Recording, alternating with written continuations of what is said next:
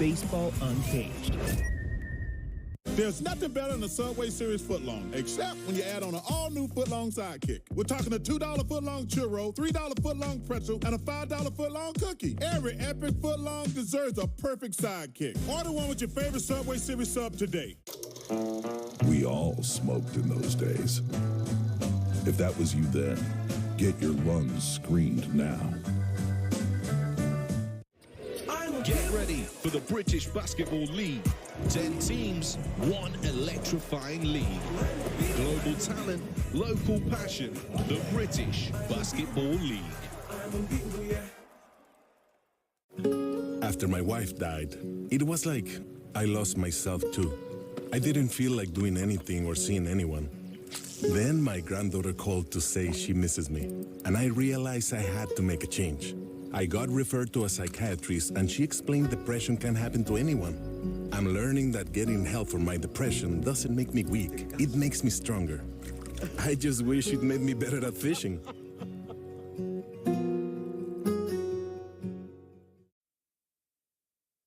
Hurt today, Don. A little hurt this morning. I got the kids ready for school, took them to the bus, and went back to bed. And I was woken up by a text that said, the guys in the morning are calling you old. Ooh. And I think Dave Rothenberg said, Kay's an old man. What is he, 65? Well, I'm not 65. So because I'm a child, I answered him back. I said, this 65-year-old would kick your butt. No question. Right. And he goes, yeah, really. I said, and it would be done in a hurry. And I really truly believe that. Because, without a weapon, like when he smashed a tennis racket over somebody's head, I don't think he's a fighter. And I would be so angry at him for actually calling me old that I would really beat the living breath out of him. But why even go there? And I'm going to tell all of our listeners something, too. And, Don, I'm going to warn you. Okay. So my birthday is next Friday, and it's my 63rd birthday. Right. So your birthday is February 13th, and it's your 56th birthday. Right. Now, I always thought milestone birthdays really hurt. 40 wasn't that awful. 50 was jarring. But I'm going to tell everybody out there, I know a lot of our listeners are young, and they don't have to worry about this for many, many years. 60 is the killer. 60 is the killer. People look at you differently, and you look at yourself differently. Then you start playing the clock game, and then you start playing the year game and the calendar game. I always was up until I was like 59, looking for new challenges, things like that. Oh, I want to do this. I want to try to do it. Now it's like, you're kind of running out the clock, it seems like. It's a different mindset when you hit 60. And I'm telling you, I don't think like I'm 60. I feel like I'm 60, but I don't think like it. And I'm telling you, 60, it's a line of demarcation that changes the way society looks at you and changes the way you look at yourself. That's just a warning, Don. It's going to happen in 4 years. Listen, I'm not going to tell you that there isn't a stigma to 60, because I do it at 55. I don't know. Being in the 50s, I still look at people that are in their 50s, and I still see them as younger people. You look at some of the actors. Like, you don't look at Brad Pitt as old. What is he, 58 years old? There's a lot of people out there, but 60 just seems tough. But we got to get over that number, Michael. We're just talking about coaches available that we think can really still win championships. And one of them is 72 and the other one's 71. They turned 60 over a decade ago. But I'm going to tell you, though, Don, both of those are great coaches with Super Bowls. They don't have a job. No, but they Is it because of the coach they are? Because people say, oh, they're 70. Well, because I think you're going to laugh at this, but I think, 70 is the new 60. Like you say that, we're talking about guys that turned 70. So when they were 60, they were still hot. They were still winning. They were still appreciated commodities. So we shouldn't look at 60 the way we look at it. Now, you want to say 70, there's evidence that 70, that's a little different. Bill hasn't got a job yet. He's 71. And Pete Carroll's 72, even though he's certainly somebody that doesn't look it. So, but there's plenty of evidence. I mean, Andy Reid's contemplating retirement. What is he, 65 years old? But I don't think anybody would bat an eye if he stayed with Kansas City for another 5 years. So you shouldn't feel that way, Michael. Yeah, but I'm going to tell you, if somebody is starting, like let's say the business we're in, somebody's starting a new show, a new television endeavor, they're not thinking about 62-year-old Michael Kay. They're just not. They're going to think about somebody in their 30s or 40s. I'm telling you, 60 is a warning signal to people. Well, and I'm not saying it should or shouldn't be because it's ageism, which is illegal. But if you're starting something new, do you want somebody who's 62, going to be 63 next Friday? Well, Michael, but that's just lazy analysis by those people, because if anybody knows you, and I'm not just saying this because you're my partner and I've known you for over 20 years, you don't act like a 62-year-old. Yeah, but I mean, the people in our own station, supposed to be friends of ours, call me an old man on the air. Well, but they do that out of insecurity. But they would never have thought of me that when I was in my 50s. But the fact that I'm 62, he feels he has the right to say I'm an old man who could kick the living poop out of him. And he knows that. That's why do you think they challenge you with that? They're trying to devalue you because they know that you're better than they are, that you're stronger than they are. Listen, I would love to have some sort of a fight to prove Dave wrong. You would lay him out within 30 seconds. You're stronger. You've got a longer reach. He'd never be able to get inside. And I'd be so angry at him. Hey, right, and I know he gets his, Fugazi sports fan anger. I've seen you get angry about real stuff. It's one thing to throw something because your team gave up a touchdown. Anybody can do that. But I've seen you angry. And that's a different type of anger when things in the world get you upset. And how you don't, a laminated list. That means that you're not going to give up. If you did take a punch, you're still going to keep moving forward. That's how winning is done. All right, so the NBA All-Star team is going to be announced at 7 p.m. tonight on TNT. And, I'm looking at the voting right now. This is after the third fan voting. And I'm looking at the guards, and I'm just shaking my head at Jalen Brunson in the 6th spot. What the But those guards aren't nobody, though. No, the guys in front. Halliburton is first. He's great. Right. Trae Young, then Lillard, and then Donovan Mitchell and Tyrese Maxey. But, I mean, would I put if I don't know, if I had to win this year, would I want Brunson or Maxey? I think I'd take Brunson. Would I want Brunson or Young? I think I'd take Brunson. The two you should take exception to. Well, I think Young you should take exception to. And he's in second place. Yeah, but, Lillard's had a great year. But, I mean, I just don't get a team that sells out every single one of its games. Why is it... Is it too cool in New York to vote for the All-Star team? I don't think people in New York care, because this goes on in every sport with every team in New York. I don't think fans care. And I had a fan on social media yesterday say, why are you blaming the Knicks fans for not voting Brunson into the All-Star game? It's a national problem. They're not appreciated nationwide. You're the Knicks. You play in New York. You've got fans all over the country. You've seen the biggest yo-yos make all-star games because their teams or their social media team puts out a big promotion to get you to vote. You don't think if Knicks fans committed themselves to vote, he wouldn't be number one right now? There's enough of them. It's not like one man, one vote when we're talking about all-star games. You can sit there, you can vote online 35 times, then go to your phone, vote another 35 times. Go to your buddy's house, vote another 35 times. It's 50% of the vote. So... I am blaming Knicks fans, and I don't think they care. Because if they did, Michael, you know how rabid these fans are. They'd have him definitely in the top 3. But it can't be a New York thing, because like every All-Star voting in baseball, Aaron Judge gets some of the highest votes of anybody in the game. Well, but there's no question there, though. He doesn't have a peer, really. But here, honestly...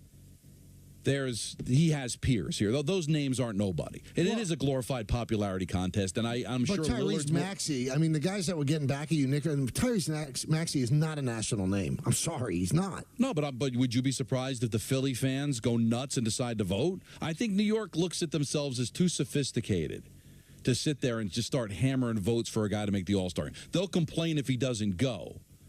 But we know the Knicks fan base is passionate. We know there are tons of them. You can make a case they're right there with the Yankees and the Knicks in popularity in this town. So it's not the numbers and it's not the passion. So it just has to be, in this particular subject, disinterest in getting him into the All-Star game. And they should be able to do it by themselves. You got Julius Randle, who has half the votes that Brunson got. Julius Randle is 9th in front court voting. All right, so Antetokounmpo leads all voters, even LeBron, with over 4 million votes. Then Embiid, can't argue with that. Jason Tatum, $3,700,000. Jimmy Butler, Jaylen Brown, Kristaps Porzingis, Bam Adebayo, Paul Banchero, and then Julius Randle. Really? Yeah. Julius Randle, again, we talked about this yesterday. I don't want to pound a dead horse, but he's had a great year.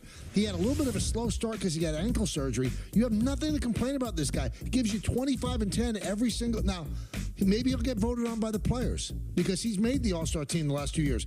It would be criminal if Brunson doesn't make it because this is the way it breaks down. The fans get 50% of the vote, current players 25% of the vote, and the media 25% of the vote. I think current players know the value of Brunson. I really do. I think the media does as well. But I wonder finishing 6th amongst the voting if that's going to really submarine him. I hope it doesn't. But it would be terrible if it did. This guy is an all-star. He's an all-star. Terrible. I go by because I know a lot. I know in the NHL and in baseball, I think it's like 35 times. I had somebody on social media telling me you can only vote once a day. Okay, if that's even true, all right, once a day. I mean, on your computer, on your phone, well, then that's 2 votes a day. Every day. You don't think, Michael, you can make a concerted effort if there's enough Knick fans out there that can get more votes. How many votes does he have? Like a little over 1 million?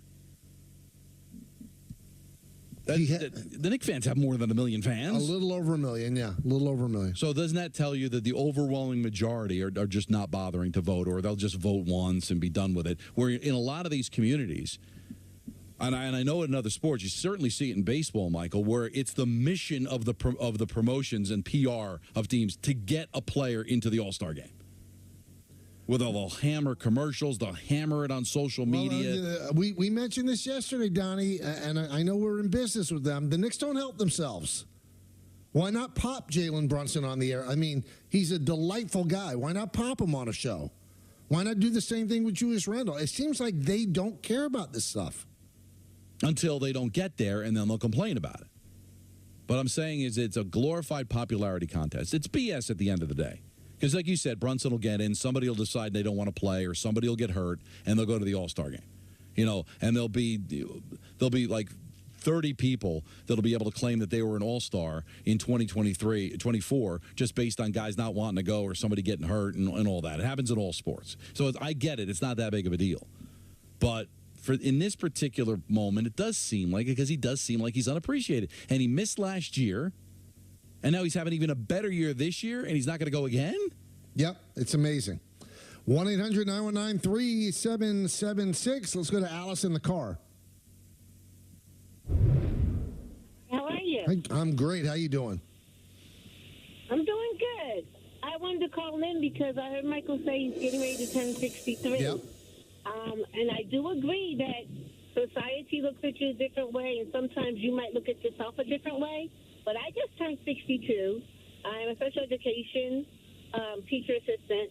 I don't act 62. I don't feel 62. In fact, the people that I work with don't believe I'm 62 because I just have so much energy while I'm at work. Right. But I did say when I called in that I also do not have children that I have to take care of right now because my child is all grown up and out of the house. Well, I mean, if anything, So Alice, the kids actually make me think younger. You know, I'm more aware of what's trending with younger people. But listen, I don't feel physically.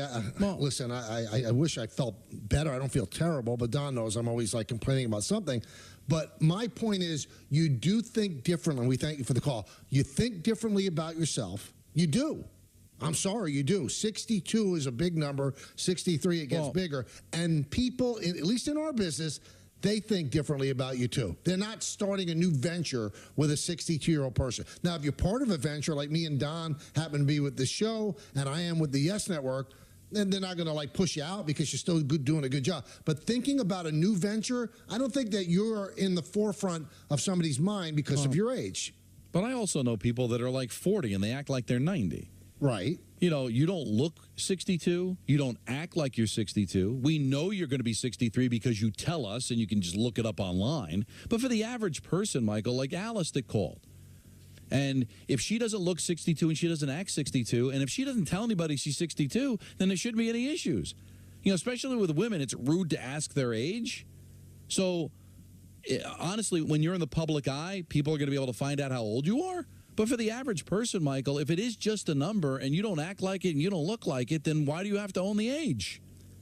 Because I think if people are planning something new, or I mean, like I had the line, "You don't buy green bananas." I think that's the case when you get to be a certain age. I never felt like that at 59, 60. It's just a different vibe. Well, I can't really articulate it that well. It's a different mindset. I don't think I act 60. In fact, I think I'm an immature idiot. But let's just say you were a lawyer or a doctor or just an everyday person that wasn't in the public eye. And I had no ability to find out how old you were. And I'd think, Michael's probably, I don't know, maybe 52, 53 years old. And I'll hire him because I think he acts like he's young, he looks like he's young, and I think he's 53 years old, I'm going to hire him. And then I find out, well, he's going to be turning 60. Oh, really? Well, then I'm not going to be. Why? You just were going to hire him when you thought he was 53. Now you find out he's 63. Oh, he still can do the job. He still looks young. He still acts young. So why are you getting caught up in the stupid number? It is interesting, though, because when I started doing the Yankee radio with John, amazingly enough, so that was 32 years ago, right? Mm-hmm. He was 53. And one of the first things he ever told me when we went, "Don't ever ask me my age on the air." He says, because you'll lose a job in this business because somebody thinks, and this was like 32 years ago. Now, I think it also plays in people's favor when they get much older, because then you're almost guarded against being gotten rid of, because it's not fair to do that either. But there's that sweet spot where people can do, the math and go, 60, I don't know. And I remember my uncle, the late Danny Aiello. He used to get mad at me when I gave my age on the air. He said, what are you giving your age on the air? He said, you could lose job. Right. Now, in acting, maybe that's okay. But unfortunately, Don, with the advent of social media and the internet, it's so easy to find people's age. You can't hide it anymore. But really, should anybody care that Pete Carroll is 72 years old? Do you see him on the sidelines? Do you see the way that he coaches? Like, why would you be biased against him because he's 72 when he acts like he's 40? Because, the average life expectancy of a male in this country is 75. That's why. But even if he that's looks also young. BS too, because there are plenty of people that die very young from diseases and car accidents that factor into the average age. If you're healthy, and believe me, if you're a professional head coach, you've got access to doctors, and you obviously have the money to be able to take care of yourself. So that's why I'm not hiring him, because I'm going to give him a 3-year contract, and I'm afraid that Pete Carroll's going to die in the next 3 years. I give Pete Carroll as much chance to die as the average 50-year-old, because he's in great condition. He's got a tremendous amount of spirit. No, that's a cop-out to me. If somebody says, I don't want to give him a contract because he's 72, he might die during the contract, then you've never met the man, you've never seen the man, and you've never seen him coach, because really that would be a concern. Because, Michael, we know people that are in their 40s. I'm not sure they're going to make it to tomorrow. Some people at our station. Let's go to Ethan in Montclair. Hello, Ethan. Hey, guys. How you doing? Good. How are you? Hey. I'm doing all right. Better now, thanks. Good. I wanted to say, first, I'm 30, but I relate more to Mr. Don LaGreca there than I do to most of my friends. So I might be a lone wolf aging into my own personality, but that's, I love it. Sidebar. The reason I called is, playing a little bit of devil's advocate here. I understand that the All-Star game and all that is, accolades and for the resume of the players, but especially with Randall coming off his ankle injury last year and Brunson in this, in the game not too long ago, tweaking basically both legs within a matter of minutes, is it not better for them? Again, I'm fully ready for you guys to call me dumb on this. No, you're right. For them to skip All-Star weekend to get a couple days of rest to be ready for the second half of the season in the playoffs. No, I don't disagree with you. I don't think, for the most part, the quiet, dirty little secret, Ethan, is teams don't want their players to go to these things. They'd rather have the days off. You think baseball teams want their players to play in the WBC? You don't think that baseball teams would rather their players not go to the All-Star festivities and take the 4 days off? Of course, but there's also a positive, because you're trying to build a brand again with the Knicks. And if you have 2 All-Stars there, that gets the attention of other players as well. And then they could talk. And in your own way, when you're in that locker room, that environment, you could be recruiting players just by being cool and being by yourself, or being yourself. So, yeah, it's better for the players' health not to participate, but not for the players' ego. And I think that's an important thing, too. I think overall, unless you're like a real old player that's had injuries, I think teams see the value in you going to the All-Star game. But I can understand a fan saying, you know what, I'd rather see him rest than go travel and have to deal with it. But I know a lot of fans, but I think a lot of organizations know it's better that they rest. But I also think they see the value in going because, you said, they can schmooze with other players, and I think there's a value to seeing that kind of exposure from your player. I think they want these guys to go. That's why they promote the heck out of it in most cases, because they do see value in going. It's not. And listen, you can get the rest, but I mean, where is it this year again? Is it Vegas? No, I know that's the Super Bowl. I don't know if it's Vegas or not. No, Indianapolis, right? Yeah, so Indy. Oh, so it's Indianapolis. Yeah. So for a Nick, it's not that far of a. It's not like you're going out to California. And you get to go to St. Elmo's, you know. And you know what? At least, and honestly, you know, from an organizational standpoint, you know, it's a star player that's going to be part of other organized things. I mean, these guys are going to. Everybody else is just going to fly home. And you're not going to be able to keep an eye on them. They're going to do whatever they want to do. So maybe you want them at the All-Star game. That's not that crazy. What is it? An hour and a half flight? You don't have to do too much. Let's go to Paris and Yonkers. I thought, oh, okay. It's two places. Going for the first time call. How's it going, fellas? Good. First time call, a long time listener. Thank you, man. I actually wanted to snowball on top of what the previous caller, Ethan from Montclair. Mm-hmm. He made a good point in terms of you know, one positive or benefit of the Knicks not making the All-Star game is added rest. But I believe you bring up a good point as well, Mike, and you touched upon something I wanted to touch upon as well when you say you're one of the focuses is trying to build the brand with the Knicks again.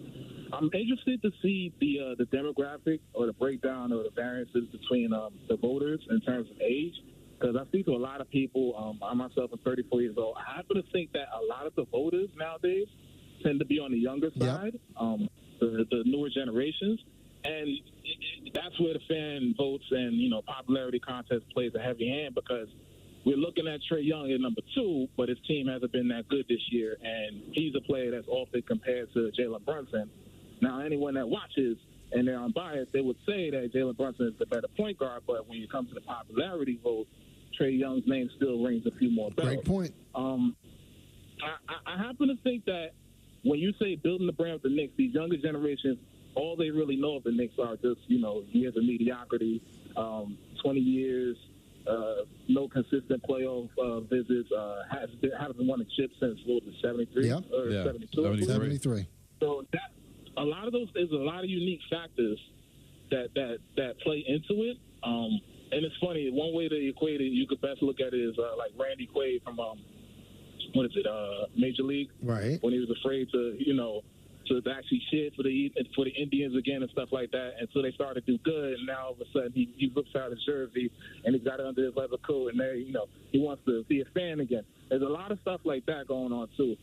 I think people are starting to warm up to the Knicks again. The national media also plays a hand into it as well, because if you look at Knicks Twitter, a lot of fans, they were actually, you know, up in the uproar about what Candace Parker had to say about Yeah, but that makes sense what you're saying, Paris, and we thank you for the phone call, but then they didn't respond in this.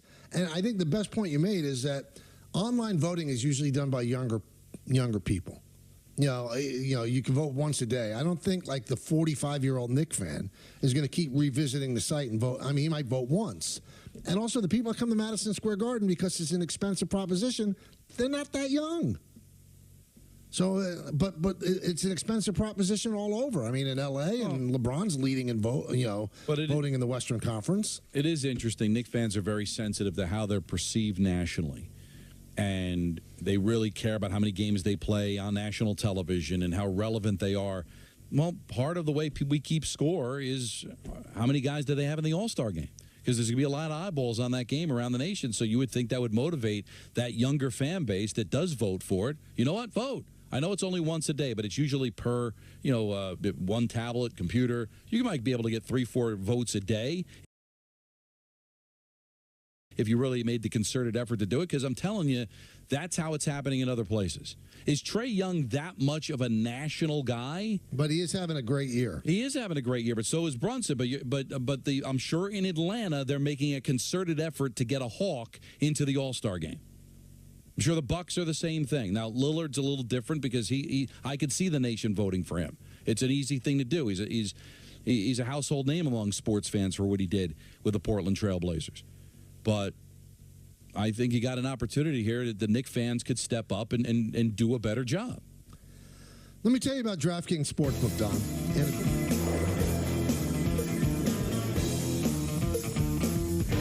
So, you need a suit, a tux even? Maybe you got invited to a fancy party, or you're someone's plus one, and the last time you resorted to a warehouse, you didn't like the way you looked. This time, get a better suit from the Black Tux, and we'll deliver it with time to spare.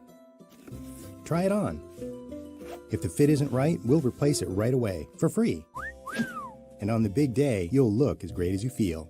With the Black Tux, it's easy to look your best for every occasion. TheBlackTux.com. Formal wear for the moment. With ButcherBox, you never have to worry about what's for dinner.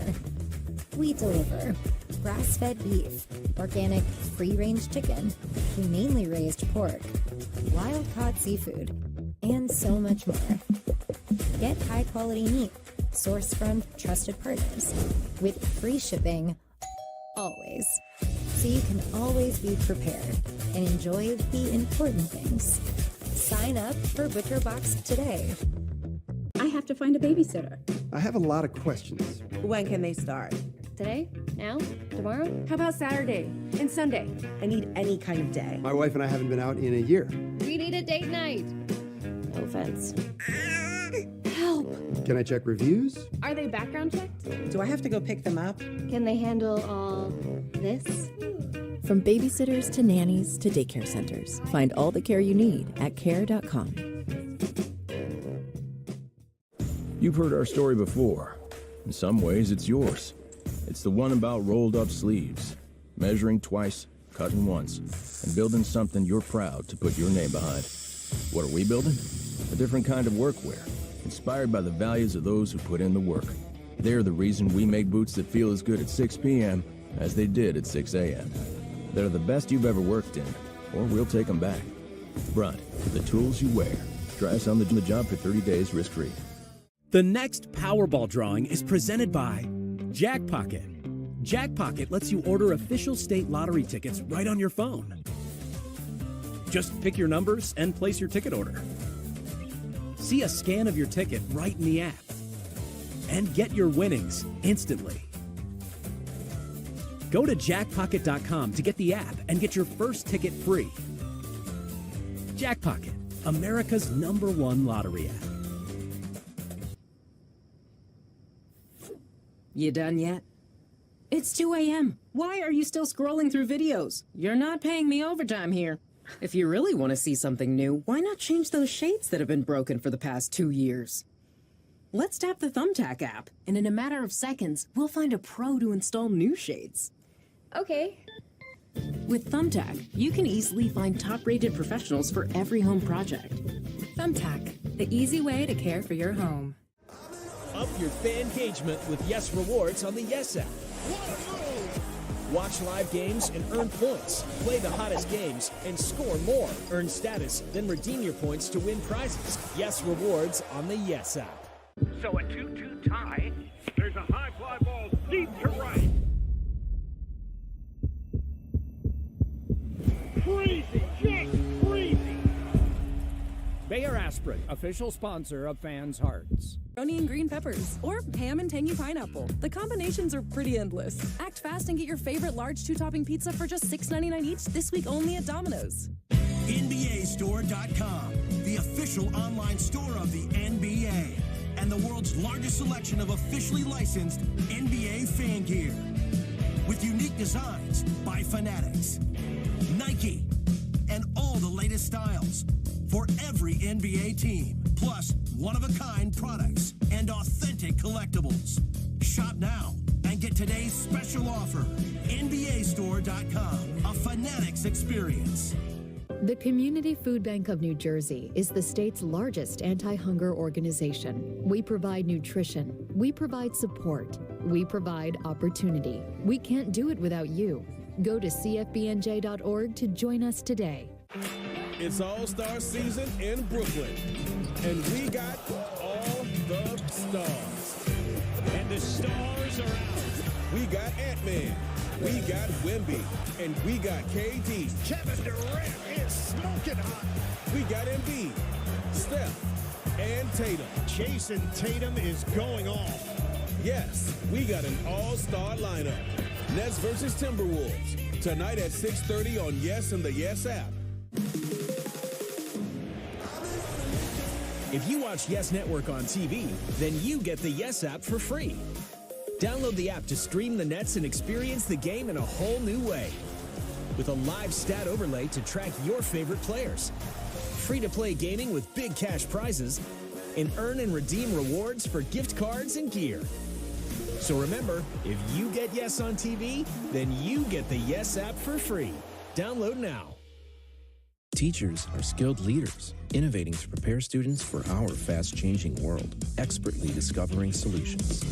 Inspiring, connecting cultures, leading by example. Teaching is a journey that shapes lives. Are you ready?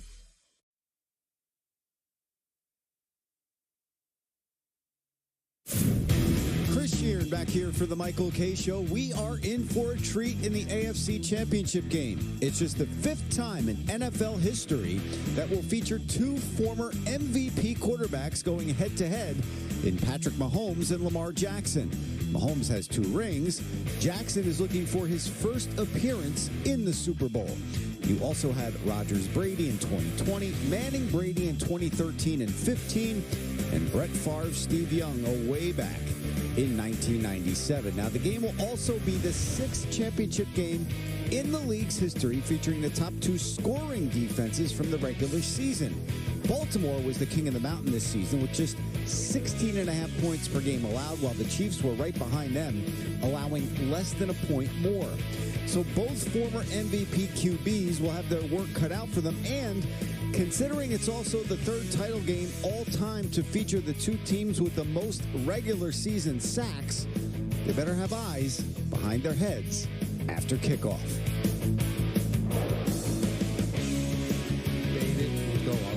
Is that a Hall of Famer? Is Chase Utley? He hasn't made it yet. Is Chase Utley a Hall of Famer? But then a guy like Mike Breen makes the Hall of Fame. Right. And gets off a line like he did yesterday. And you go, that's a Hall of Famer. Yep, that's why. He said about Doc Rivers, do you have that cut, Ant? All right, let's listen to what Mike Breen said. First order of business is who's available tonight. For Dallas, Kyrie Irving is out. For Phoenix, Eric Gordon is out. For ABC, ESPN, Doc Rivers is out. Our dear friend has decided that life as an NBA broadcaster is way too stressful, so he's decided to opt for a less stressful job, an NBA head coach on a team that's trying to win a championship.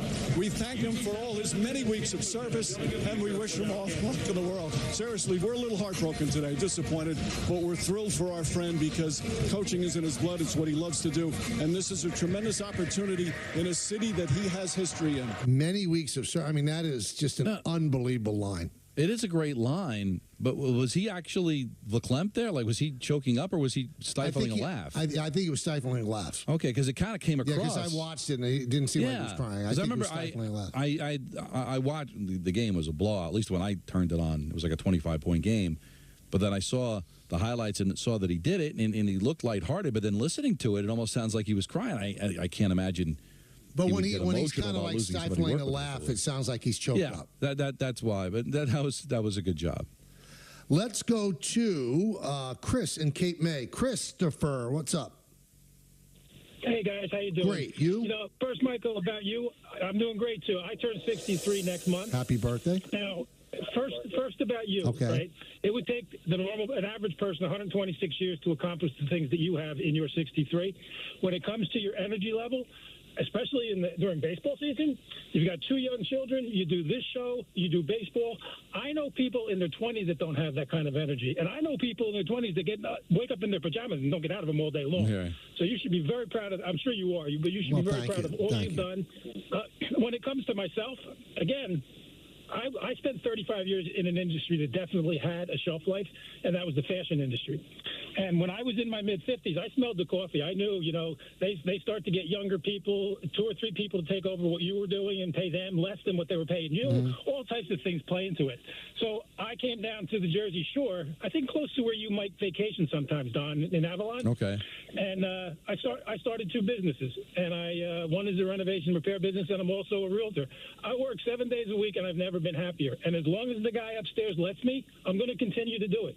Yeah, you're right. I mean, there's days I get up and this hurts and that hurts. I can't run as much as I used to. I don't play basketball nearly like I used to. And those are things that are just going to happen. But I think it's really important to stay active because it keeps the mind sharp. I know guys our age that sit in front of a TV all day and do nothing, and they're vegetating. So, happy birthday. I appreciate everything you do. I love the show. I love the Yankees. Can I ask you one quick question on another note? Yep. Both you 2 guys are great guys to ask this of. This talked about merger between MSG and Yanks. Yep. Do you think that's going to happen? Well, I mean, yeah. You believe it's going to happen? I don't know. I mean, right now it's an intellectual merger where they're going to help other, regional sports networks put together their streaming services. Now, the pie in the sky that everybody, thinks could happen, it might. I have no information that it will, where they actually do merge and form a super sort of a streaming app where you get the Yankees and you get all the teams that are on the MSG network, and you get the Nets as well. That's not anything that's planned at this point, but obviously that could happen. Right now, it's just an intellectual merger, if that makes sense, because they know how to put together this app. Their apps are state of the art, so they've got the technology behind it and the brains behind it. So they're kind of merging that, and they've started a business to help other people do it as well. Let's go to Sonny in Little Falls. Sonny. Hey, guys. Long time. How's everybody doing today? Great. How about you, Sonny? I'm doing amazing. We missed Peter a little bit. I just wanted to say a couple things real quick.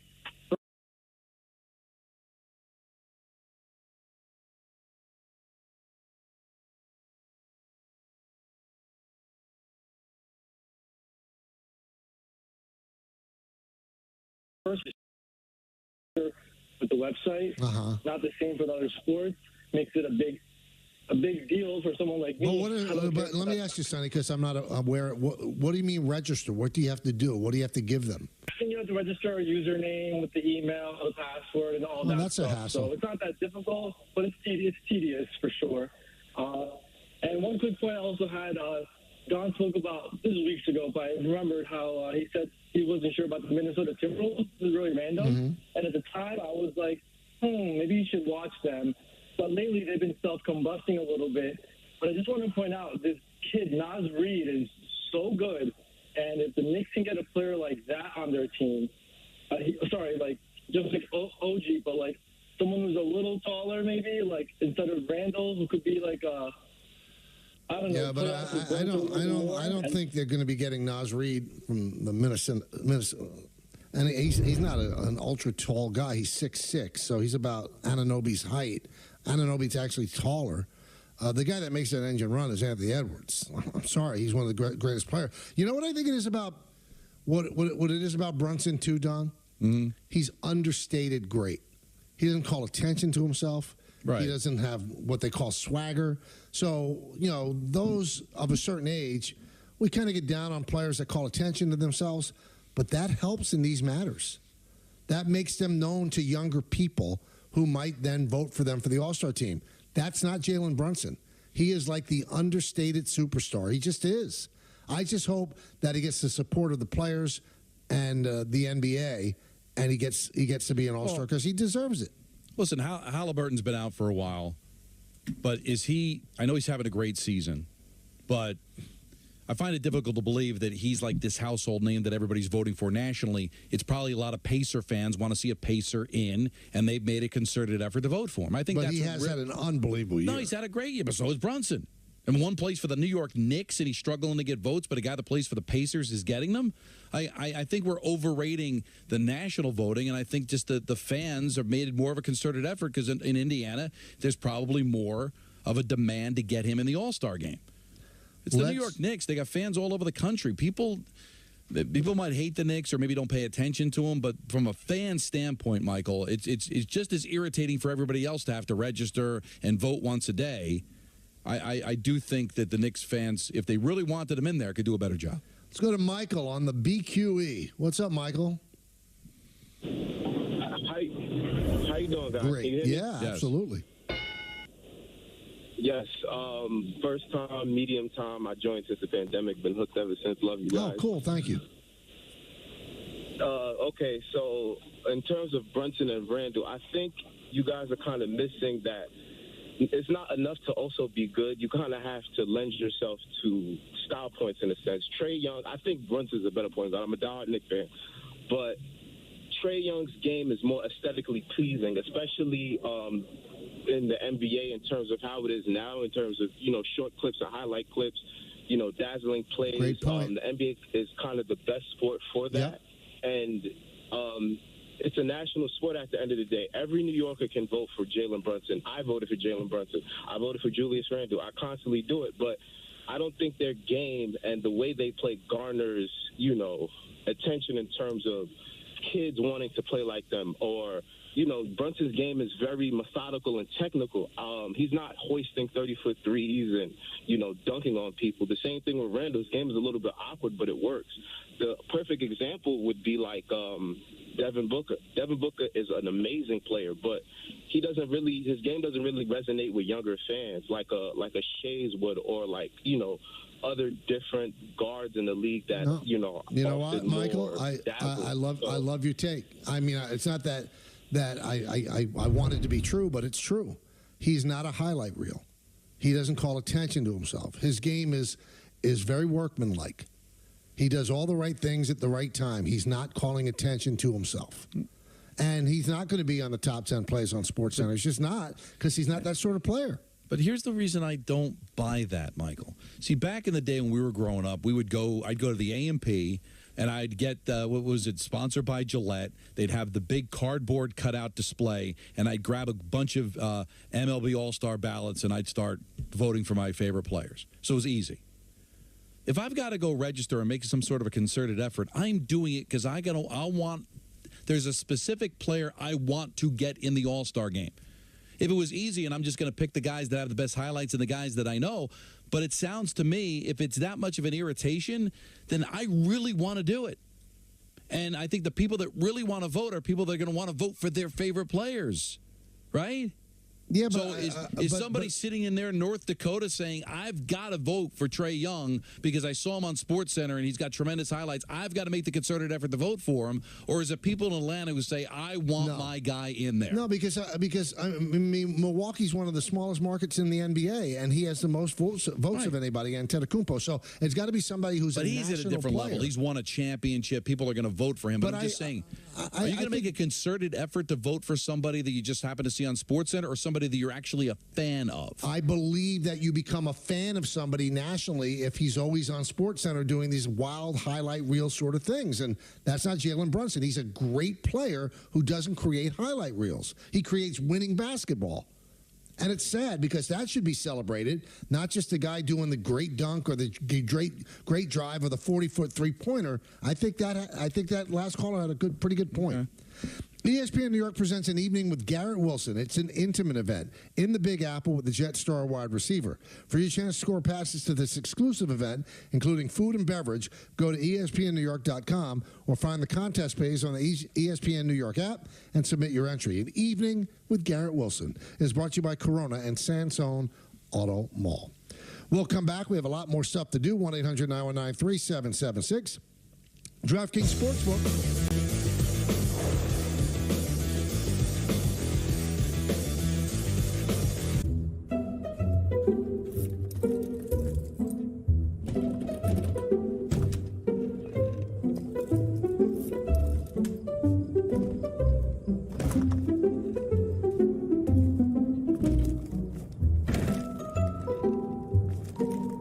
There's an easier way.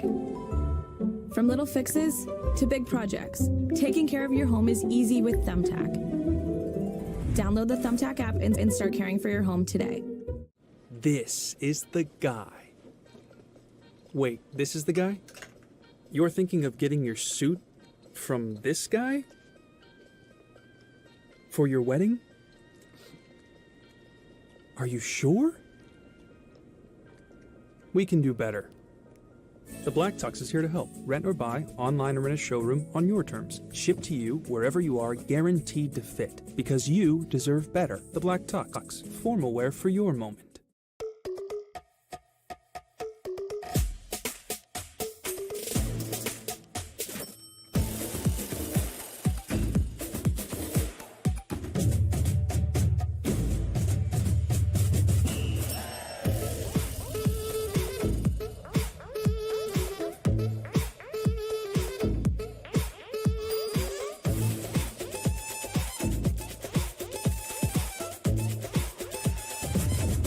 Guys with bad jeans, are they worth it? Jeans go with everything. They go with nothing.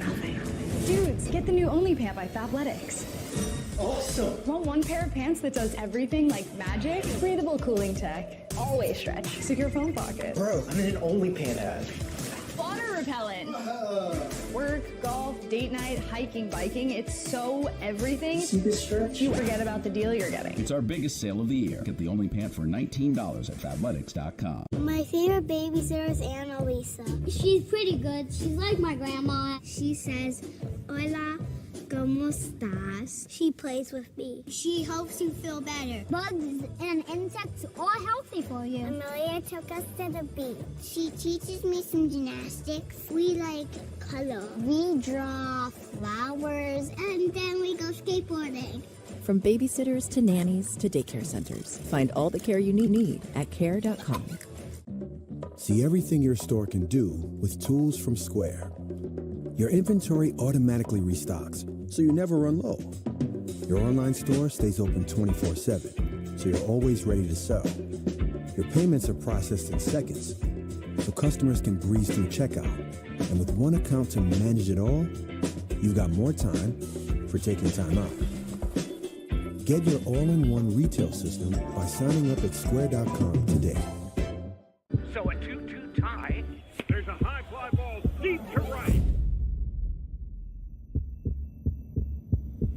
Crazy, just crazy. Bayer Aspirin, official sponsor of fans' hearts. Rallying thousands of New Yorkers to power a network of nourishment across our city. One day, one meal, and one New Yorker at a time. That's how we feed good. Donate at cityharvest.org. When I hit 80, I needed help around the home. A friend of mine told me to call Freedom Care, and they'll pay my granddaughter to take care of me. Funded by Medicaid, Freedom Care allows people to choose who provides their care, and the caregiver gets paid instantly after their shift. Life is sweeter with her around. Nana gave me so much joy as a child. Now it's my turn to return the love.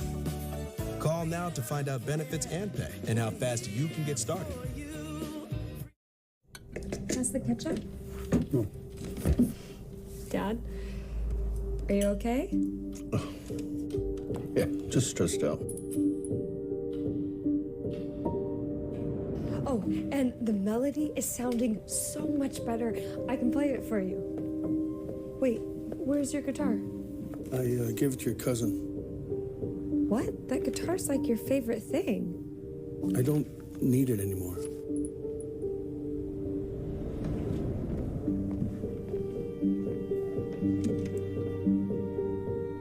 Some days are just better than others. I think you should go talk to someone. It's not that easy.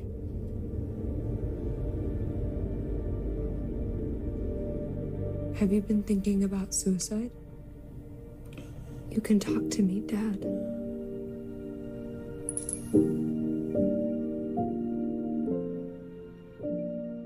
Children are the greatest joy and our best hope for a better future. Friends, they are the future. But did you know that millions of kids right here in our own backyard are facing hunger every day? Without healthy food, it's harder to grow, to thrive, to feel their best.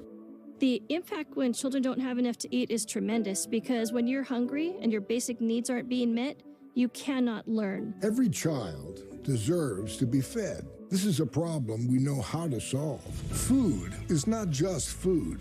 It's energy, health, confidence, hope, and even love. Yes, love.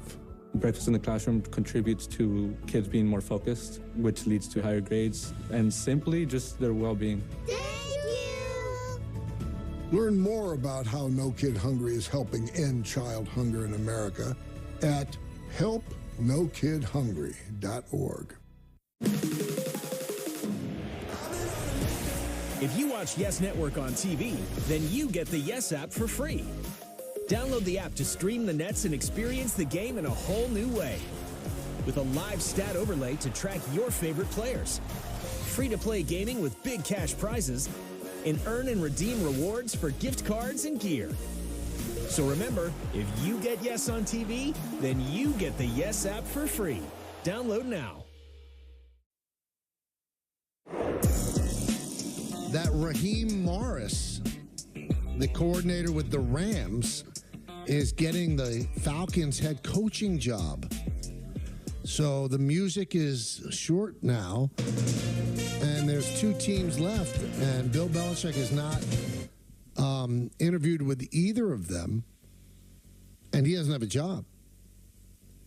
I wonder if he ends up emerging with Washington, Don. Maybe.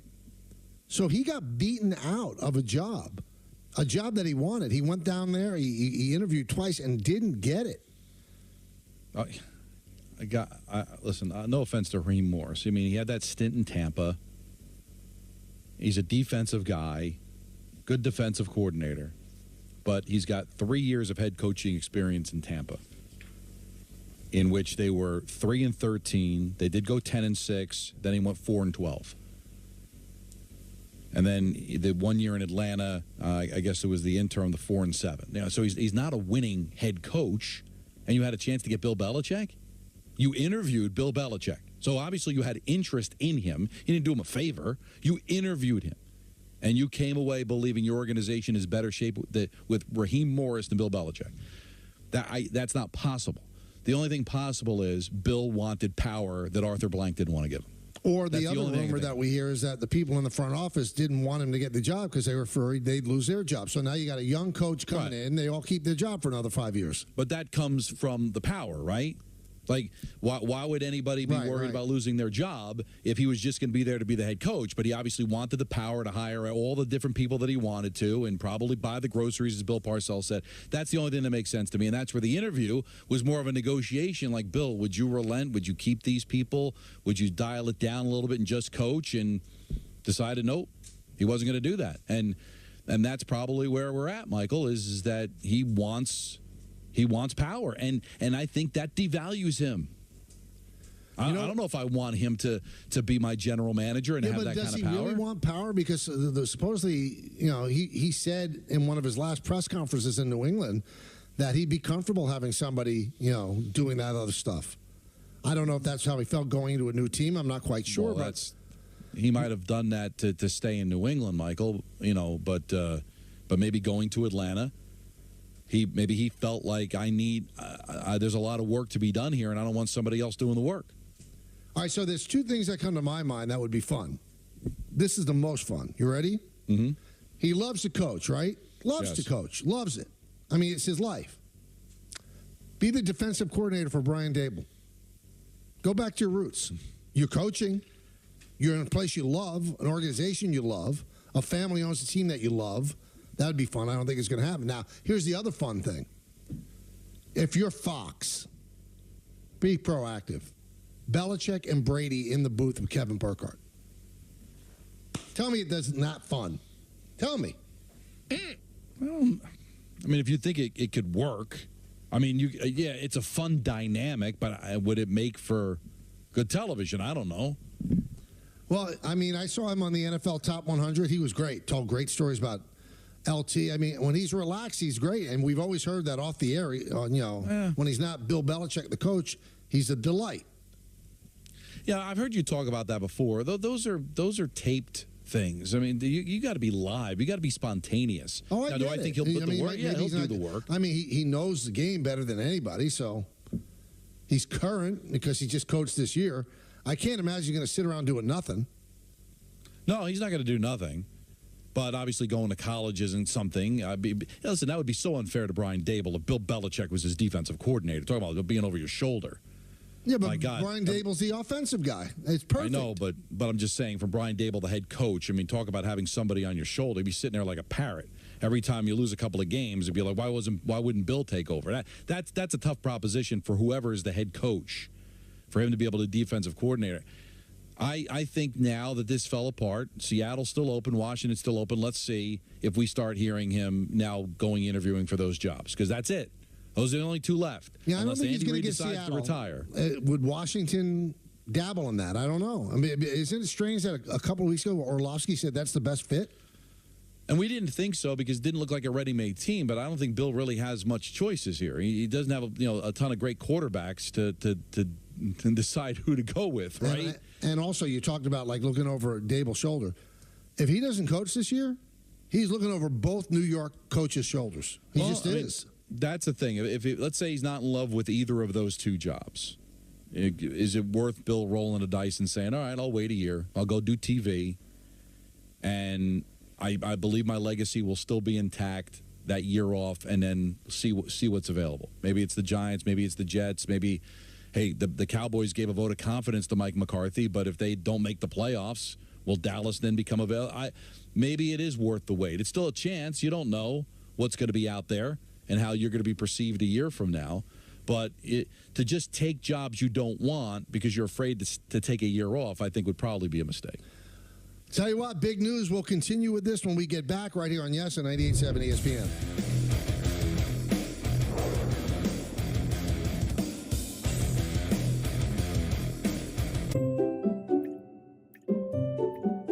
Can a handyman fix my leaky faucet? How much does it cost to have my HVAC checked? How do I know I have mold? What do water pipes Home questions don't have to keep you up at night. Get peace of mind with Thumbtack. We'll connect you with local pros for any home project, from a small fix to a big remodel. See transparent prices, read verified reviews, and book with just a tap. Thumbtack, the easy way to care for your home. The most important tool on any job site in America is the one you wear on your feet for 40 hours a week. Wait, what? My name is Eric Gerard. I started Brunt Workwear in my garage for my buddies in the trades. The modern construction worker has different needs than they did 100 years ago. That's why at Brunt, our gear is designed by workers for workers with premium technologies like triple layer comfort, slip and oil resistant soles, and a triple layer waterproofing system. Go online for free shipping and try any of our gear on the job for 30 days risk-free. The next Mega Millions drawing is presented by Jackpocket. Jackpocket lets you order official state lottery tickets right on your phone. Just pick your numbers and place your ticket order. See a scan of your ticket right in the app. And get your winnings instantly. Go to jackpocket.com to get the app and get your first ticket free. Jackpocket, America's #1 lottery app. We just signed the lease on our third shop. I guess we're a chain now, right? We worked so hard to get here. My assistant went to customink.com to get our new uniforms and merch with all the location names. Our custom gear helps him get our brand out into the community. He takes care of all of our custom ink orders.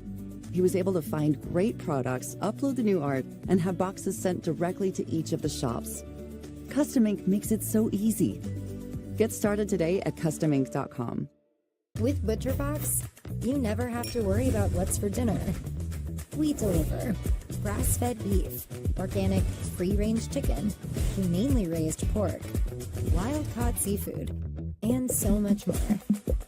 Get high-quality meat sourced from trusted partners with free shipping always, so you can always be prepared and enjoy the important things. Sign up for ButcherBox today. My favorite babysitter is Annalisa. She's pretty good. She's like my grandma. She says, "Hola, ¿cómo estás?" She plays with me. She helps you feel better. Bugs and insects are healthy for you. Amelia took us to the beach. She teaches me some gymnastics. We like color. We draw flowers, and then we go skateboarding. From babysitters to nannies to daycare centers, find all the care you need at care.com. Get ready for the British Basketball League. 10 teams, one electrifying league. Global talent, local passion, the British Basketball League.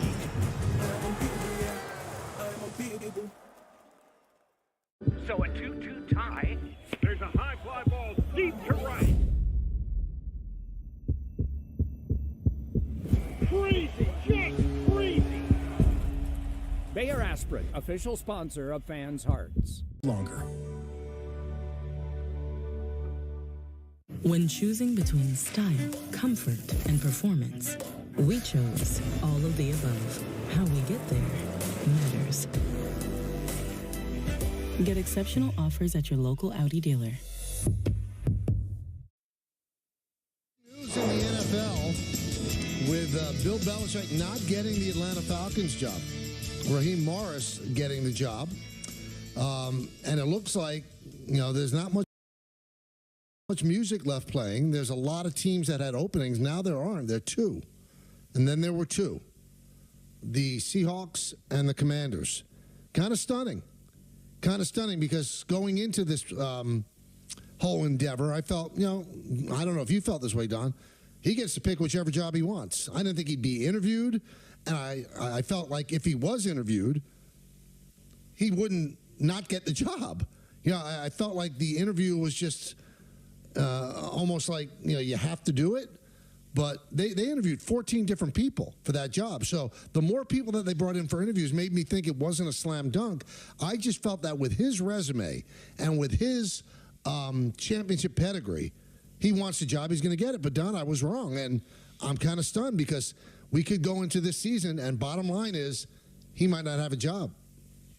It is crazy, but it has to be about the power.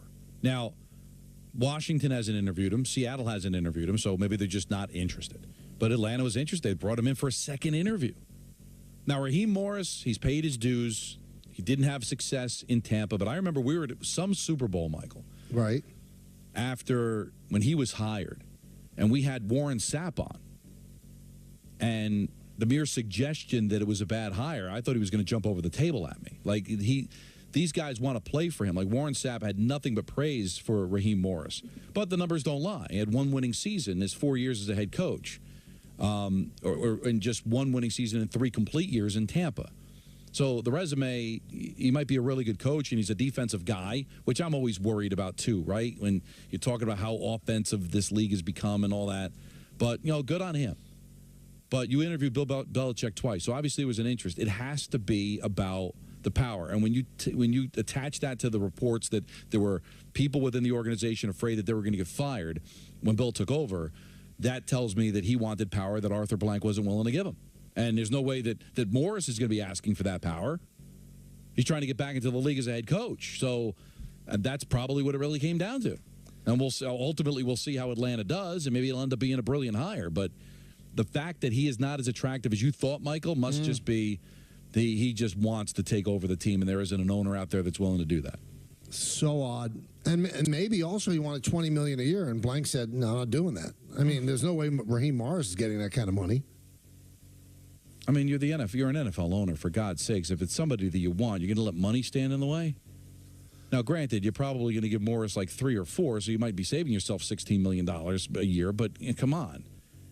You want to win, don't you? You're going to let money get in the way? You knew when you interviewed him that he was going to probably command a lot of money. It's got to be about the power. And if it's about I get it. Are you willing to just hand over the keys to your organization just based on his coaching abilities? Wouldn't you be scared off by what's happened in New England? That some of when he's starting to make decisions on drafting the quarterback and drafting other positions, that it hasn't gone great. It hasn't been awful, but it certainly hasn't been great. And do I want to hand over the reins to that, even as great a coach as he is? Do I want to hand over that kind of power to him? And then pay him the right to do it. It's. I can understand an owner being a little apprehensive with that. So, I mean, we're looking right now at a chance. So when did he start with the Giants, Don? 82? So we are looking at the first season in 42 years that he will not be on an NFL sideline as a coordinator or coach. Oh, never mind that, Michael. He was with Indianapolis back in like 1975. Right. I want to get the. I will see if it was every single year. He was special assistant with the Baltimore Colts in 1975 and the Lions in 76. Lions in 77, 78, 79. Giants as a linebacker coach, special teams 1980. 84, 85, right? So what was the first year again? You with the Lions? 75 with the Baltimore Ravens, the Baltimore Colts. 25 and almost 50 years, man. Almost 50 years. There's not been a football season since 1974 that Bill Belichick has not been on somebody's sideline. I'm stunned. I really am. I know, it was supposed to be the instant analysis, and I guess yours is as good as it gets with he maybe wanted too much power, but let me put it this way to Arthur Blank. Do you think your team is better with Raheem Morris coaching or with Bill Belichick? I mean, you work out the other stuff, but you interviewed him twice. So to me, he didn't get the job. He wanted the job. Why would he have been interviewed twice if he didn't want the job? He desperately wanted the job. Well, here's the thing. I've got, Rich McKay's the president of the organization. Who he has a relationship with. Right. But, if you feel that you've got the general manager and the president in place, so Terry Fontenot's the general manager, and it was probably more a negotiation. Like, Bill was probably like, I want these guys gone. I want to. They can keep them. But they that can can't keep be their about job. McKay. Because McKay and he are close, from what I've heard. The president, but you could say, listen, you can stay as president, but I'm handling the draft. I'm picking the players. I am not taking over the Atlanta Falcons unless I'm 100% completely in charge of everything involved in this operation. And you don't think Arthur Blank would be like, I'm not really comfortable with that. I've got people that I feel good about. I'm not going to take their power away or fire them or have them go someplace else. I love you as a coach. I'd want you to be my coach. That had to be the back and forth. Are you sure you won't just take a head coaching position, give you a little bit of power, have a voice in the room, but not the voice? That had to be it, Michael. Because what else are you talking about? What are you going to be asking? How he's going to, what his curfew's going to be? How he's going to handle players? I mean, he's Bill Belichick. The resume's out there. It would be stunning to me if that wasn't an issue and you just decided we think they're better with Raheem than we are with Bill. It's stunning. So it's got to be what you're saying. It can't be as a coach. It just can't be. Or maybe he doesn't. Maybe he's telling I don't like your players, or I don't like your quarterback. I'm not quite sure, but I'm a little stunned that after this is all said and done, Bill Belichick's not going to have a job. Well, yeah, because that could be the conversation. So, what do you think of our team? I think your team stinks, and I'm going to completely strip the roster down bare. And it's going to take 3 years for us to get to where we need to go, but I'm telling you, I'm going to get you there. And Donna, I'm going to tell you another thing. You sit out a year at 72, you might not get another shot. Well, everybody thought that Bill Cowher was going to get right back into coaching. Right after he was done, he was going to go coaching Carolina. His daughter was going, what was it, to Princeton? He'll go coach the Giants. Like every time a job came open, never got it. Maybe he didn't want it. I don't know. And now you fast forward. God, what has it been? 15 years later, and he's still on CBS. Well, what did Tomlin just complete his 17th year, right? Yeah, so you're going on 17, 18 years. Now I'm sure by now he's figured that ship has sailed, but everybody just assumed he'd come back. I don't know. He must have asked for something Arthur Blank wasn't willing. Now Arthur Blank's not buying green bananas either, so maybe he's like, listen, I'm in a winnable division. I want to win now. Maybe Bill's telling him, no, you're not good enough. We need a quarterback. We're going to have to strip this down.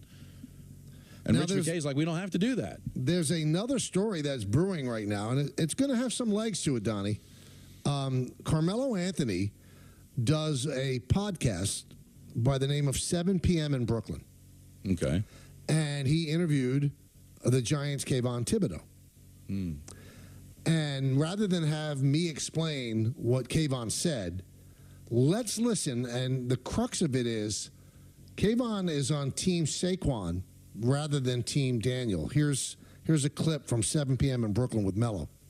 You paid Daniel Jones $40 million. Me, I believe. A lot of people was mad at that. A lot of people was mad at that, but I was like, let me tell you what I'm mad at. And it's the only thing I'll say about that. What I'm mad about is that Saquon, because if you look at the game, the tape, Saquon was responsible for at least 30% of our explosive plays. Oh, not more. Talking about the year we won the playoff game. So for me and for the integrity of working together and hard work, and we all believe the same things, I feel like Saquon should have got paid first. Listen, he's entitled to his opinion. Saquon was offered money that was commensurate to what running backs get. Unfortunately for Saquon, when he was a kid, he decided to be a running back. He didn't become a quarterback. He's a running back. What is Thibodeau talking about? What kind of money did he want them to give him? I don't understand it, Don. So, I mean, are you in your own way? He goes on to say, he likes Daniel Jones, whatever, but they should have taken care. They offered Saquon Barkley a contract commensurate with what running backs get. He said no. Well, you've said it over and over. Players do not make good general managers, right? Yeah, they make awful ones. Right. Now, in this case, it's not so much he's an awful general manager because he doesn't know players. He knows players. He just doesn't get the economics of the game. And why would you pay a running back more than any other running back or pay him commensurate to the best running back in football and had it come at the expense of your quarterback? Now you don't have an alternative. Like, if he was a general manager, he would look at the numbers, look at the salary cap. He's just looking at, hey, all I know is I played on a football team and our best offensive player, Saquon Barkley's not getting paid, and the guy that was the second best offensive player got $40 million a year. That doesn't make sense to me. That doesn't make sense to a lot of people. And if this was baseball, Michael, then you would probably see Saquon make a lot of money and you'd keep them all together. But in football, with the salary cap and with the way running backs are paid, the Giants played it the right way, and it ended up working out because he ended up playing well for the Giants under the money they wanted to pay him. And they've got a franchise tag that was negotiated by your players' union that they can, in fact, bring in that is a lot cheaper for running backs than it is for a quarterback. So he is speaking as a passionate football player that looks inside the room and just looks at the stats, but he doesn't know. As a general manager, you can't just look at those things. You've got a lot to have to deal with. I mean, he's talking more like a fan and just a player in the room than knowing what it's actually like to be a general manager in the NFL. And he in defense of him, he says he does believe in Jones, but what he doesn't have to do, but Joe Schoen has to do, it's almost like solving a Rubik's Cube. Now, if they didn't come to an agreement with Jones, he would have been franchise tagged. Right. And then they would have to decide, are we giving Barkley what he wants, or are we going to let him walk? But once they came to the deal with Jones, then the franchise tag became available, and that was the only prudent thing to do, is to slap that on Saquon. And once again, Kayvon Thibodeau might think that Saquon Barkley's more important to the whole process than Jones because he should have gotten paid first. But that's not the way it works if you're a running back. Running backs are not respected by NFL front offices the way that quarterbacks are. They're just not. Well, how could he not see that? It was a Rubik's Cube move. It's not a case of respect. It's a case of I can find a replacement at a lot cheaper because of the way the game is constructed now. Look at Isaiah Pacheco. Right. So he makes nothing. Right. And so you don't look at what McCaffrey's doing in San Francisco. Right? He is obviously a tremendous part of what they do to their offense. Is he paid anywhere close to any of the other big-name players on the team? No, because he's a running back, and I don't have to pay a running back. If I've got an offensive line, I got a quarterback, I got an offensive system, I can plug in a third-round pick that might be able to come up with numbers that are similar to those guys. That's the problem. They love Saquon. He's a great kid. Fans love him. He's an important piece to the puzzle. But you don't have to pay a lot of money for that position. They still don't. They can franchise him again. It's just good business. Now, it's not just him, Michael. Mike Tannenbaum said, I don't want to lose the room. So this is kind of what Mike Tannenbaum was talking about, where now, Thibodeau is talking about they should pay him. It frustrates players, but at the end of the day, why isn't anybody else caving? Nobody else is giving big-time money. The Cowboys let Elliott walk. Cut him. Let's see what happens with Derrick Henry. But here's the other part. I mean, there's a price that's on running backs, and I love it. Well, they should have paid. They did pay him. Again, as Don said, and I'm a big proponent of this, they negotiated the franchise tag. They didn't draw a line in the sand. So nobody's really a true free agent if they have the franchise tag slapped on him. He got paid. He got about $10 million. Right. That he got paid the going rate. That's what is that? The average of the top 3 running backs. He got paid. Yeah, He didn't get the. It's not like they released him. He got paid. He got paid contractually what they had to give him. Now you talk about the play, and this hurts Daniel Jones too. Is that Barkley does get hurt, and Barkley, I'm sorry. When I see Pacheco moving the line and not making guys miss, running through guys, and Derrick Henry running downhill, that's not Saquon's game. Saquon is great in open space, but you've said it a million times. For every big 60-yard run, there's a 5-yard loss in the backfield.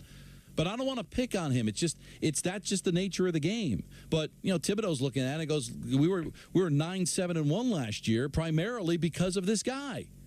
So why are we messing around with him? And then we give $40 million to a guy that wasn't as good as Barkley and now is hurt. So I don't know why he needs to go and tell everybody about this. It's not good for the team, and it's not good for Daniel Jones. Don, and we've spoken about this a lot. Guys go on podcasts. They're very comfortable. He's talking to the great Carmelo Anthony. Probably thinks that no one's going to hear it. But they don't understand that podcasts have reach, and they are going to hear it. It's going to be a point of discussion in the giant front offices. It just is. It's a dumb thing for him to say because you're creating a division. I love the fact that he's supporting Saquon Barkley, but in a way, although he says he's behind Daniel Jones, it's not a great look. Is he really supporting Daniel Jones? And here's the other thing that I would tell Thibodeau, is that you're lucky you play a position that does get paid. So you will get paid. If you play well, you will get paid. This is why you don't take Barkley number 2 overall, Michael, because now you've got to go through this. And you said that from the very beginning. So this is what opens it up. But Thibodeau, you can take 5th overall and pay him because he plays a position that you can pay guys. Same thing with quarterbacks. Those are the guys that you pay. Those are the guys that are needle movers. Now, Saquon is a needle mover. But where people misunderstand is that the Giants, if they are a functioning offense, they can get somebody that can do similar to what Barkley does for a heck of a lot cheaper that they're even paying Barkley. Right. They have to what give was Kamara, a third-round pick? They have to give Kamara him was a third-round pick. Yeah, a 25% raise if they franchise him for the second time. So make him $12.5 million. They might do that. And then you're taking 2 years out, 1 year at a time, as he's getting older. I'm sorry. And also, Mr. Thibodeau, please, go study the history of the Giants and what the salary cap does and how you have to manage it. Phil Simms is one of the most beloved players of all time. He got released, and he was still a good player. He simply walked into the office thinking that he was going to sign footballs, and he was told that he was no longer a Giant. If you could do that to Phil Simms, you could do that to Saquon Barkley. Hey, you got to get a hold of yourself. Is Isaiah Pacheco a really good running back? I think he's great. Is he a major contributor to a team that might win a second consecutive Super Bowl? Probably third offensively behind Kelsey and Mahomes. Taken in the 7th round. Yep. That's the point.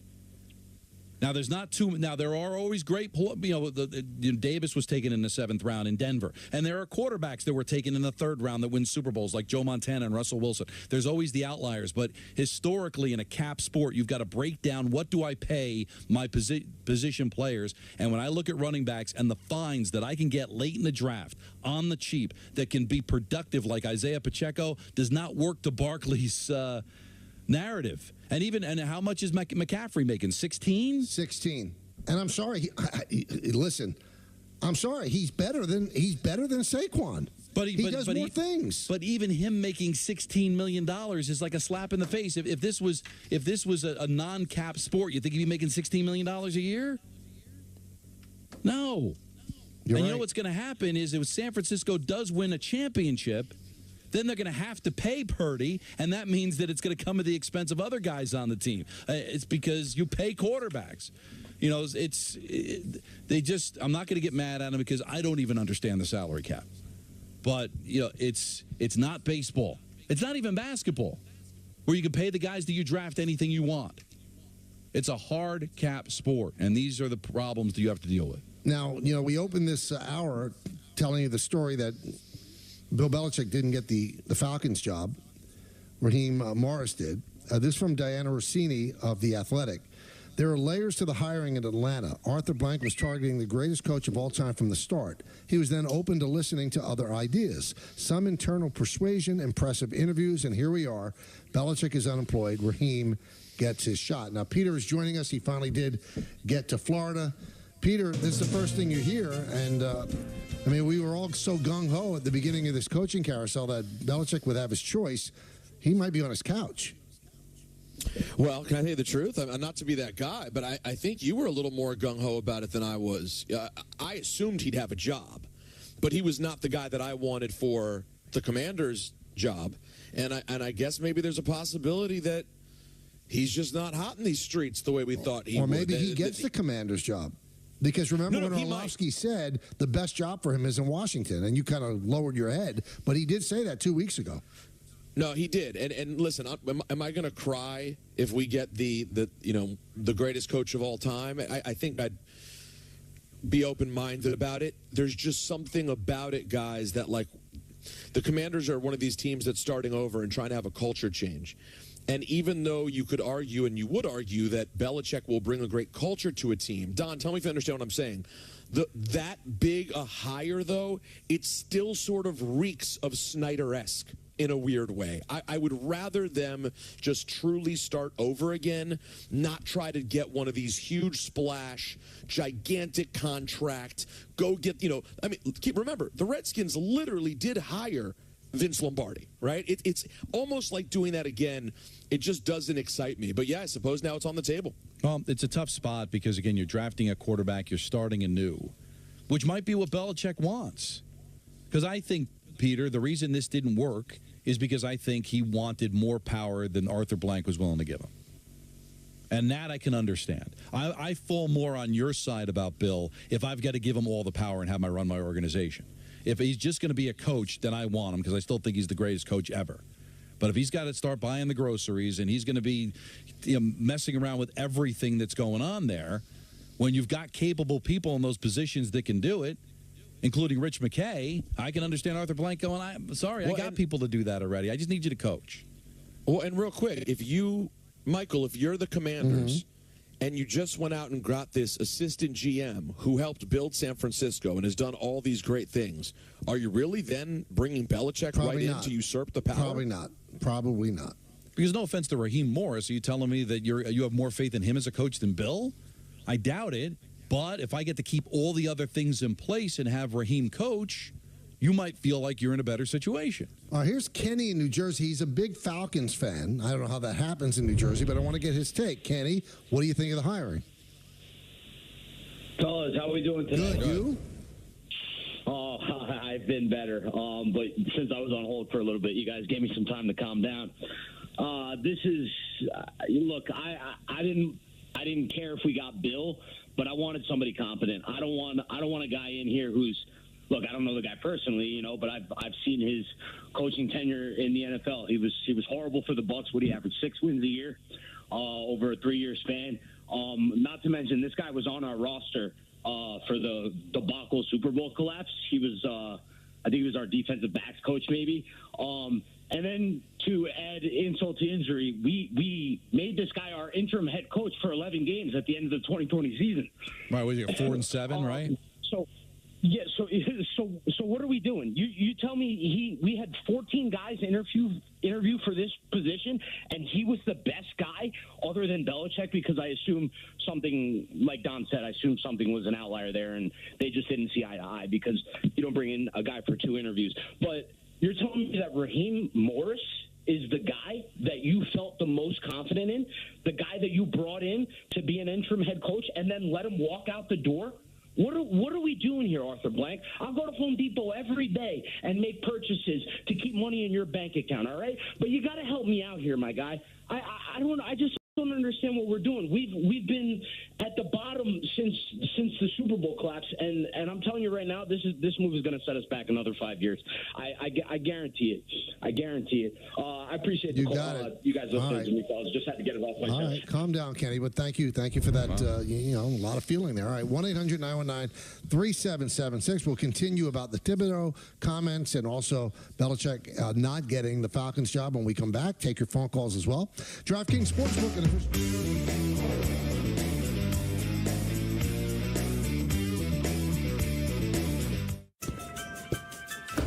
Hey, Joe. 5 on diesel, fountain pop, lunch. Hey, buddy, you all right? Stupid old work boots, clunky as bricks. You ought to get you some Brunt boots. Comfortable, lightweight, durable, and waterproof. You want to try them? They're just comfortable sneakers. Yeah, they are. I'll give them back. Hey! Who stole your boots? Try any of Brunt's gear on the job for 30 days risk-free.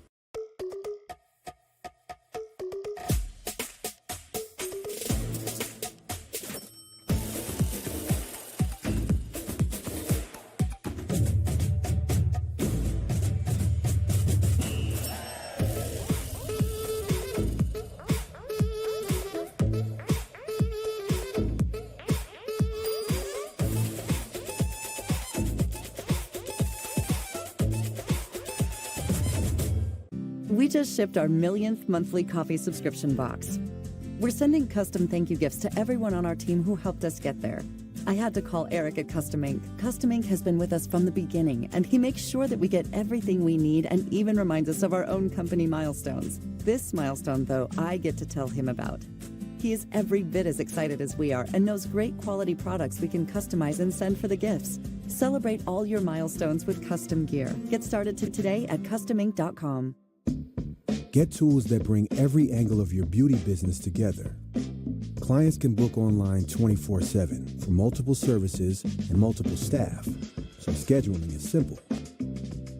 And with client notes and stored payments, you can offer seamless checkouts, so clients keep coming back. Run your beauty business with tools that bring everything together. Get started at square.com today. With ButcherBox, you never have to worry about what's for dinner. We deliver grass-fed beef, organic, free-range chicken, humanely raised pork, wild-caught seafood, and so much more. Get high-quality meat sourced from trusted partners with free shipping always, so you can always be prepared and enjoy the important things. Sign up for ButcherBox today. Guys, let's be honest. Buying pants sucks. It should not be this difficult. I'm looking for that one pair of pants that does everything. These just came in. They're the only pant from Fabletics Men. 4-way stretch, done. All-way stretch, you're going to feel the difference. The best thing about the only pant, honestly, everything. You almost forget about the deal that you're getting. Same premium quality as Lululemon, but at a third of the price.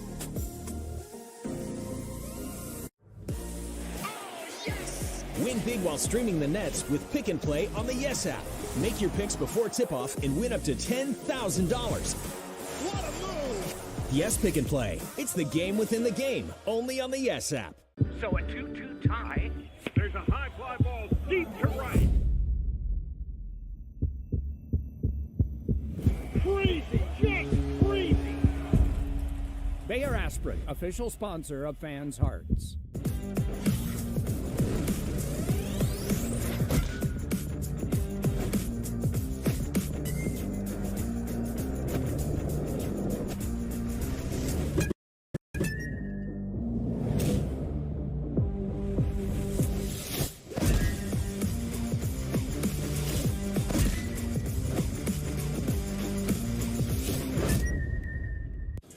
Yo, you think Dallas' Power 4 gonna drop 30 tomorrow? His mom made a post about going to the game. What? He's been averaging like 34 points a game when she's there. Pick more, pick less. It's that easy. Cash in on your sports fandom with Prize Picks. I have sickle cell. I've had lots and lots of blood transfusions over my lifetime. I'm most grateful that people are willing to go out there and take their time their blood, and give me new life.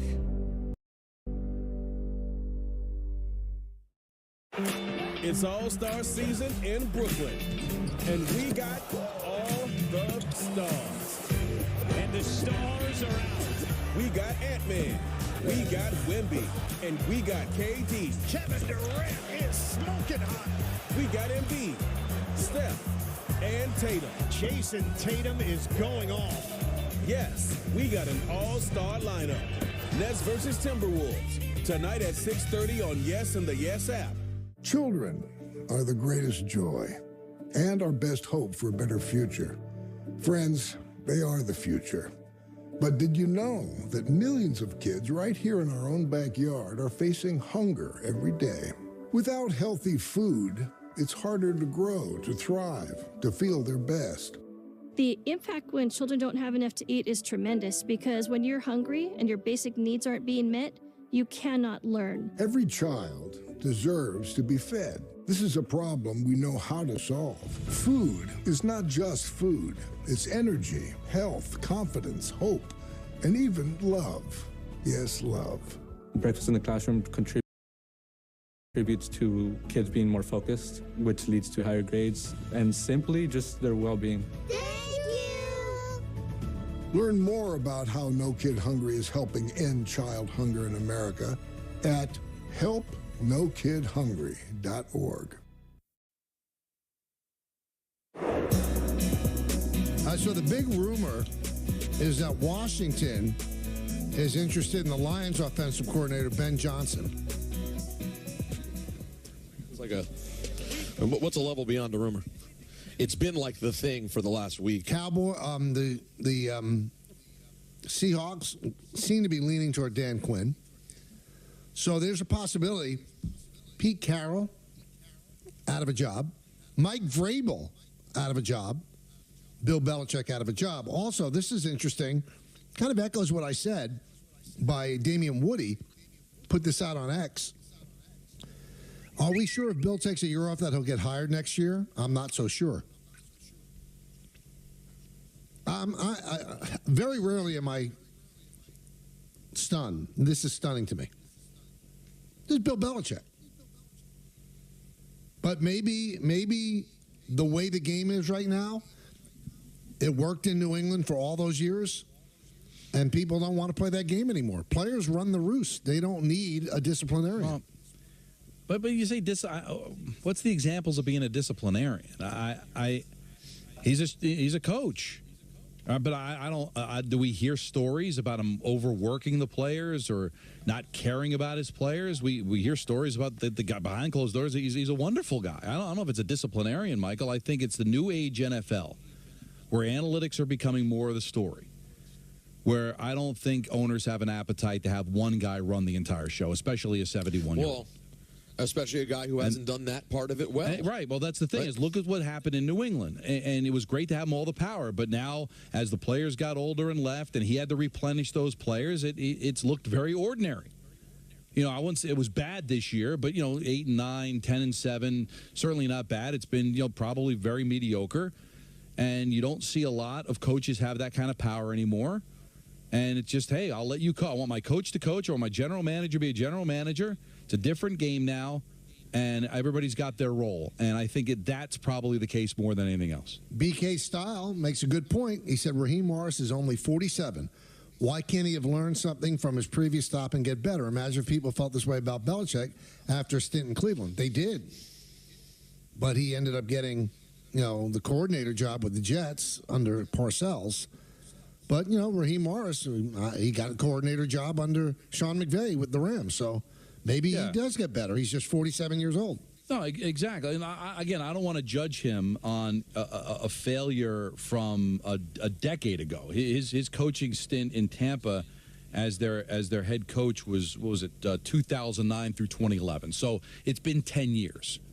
So you could make the case you gave it to a guy in his mid-30s and he failed. It's not really a reflection on him. It's stunning to me that he would win out over Bill Belichick, or win out over Pete Carroll, or win out over a lot of other guys. I mean, Aaron Glenn's supposed to be a real hot commodity out there, and he's done an excellent job as a defensive coach in this league. So it's just I'm just surprised. But he may do a good job, but he hasn't been a head coach in 10 years, and when he was, it wasn't very good. But he's right; he could get better, and I hope he does. It's I don't think any of us had this on our bingo card, right? No. That Bill Belichick will lose out to Raheem Morris.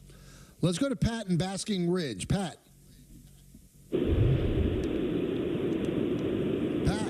Hello, Pat. Yep. You're on. Hey, sorry. First time, long time, guys. Thank you. Michael, also a fellow Fordham grad, so happy to talk to you guys finally. What year? 2006. Oh, so you're a kid. Okay. Well, fellow Ram, go. But the basketball team wasn't good then either, but hopefully they turned around this year. Okay.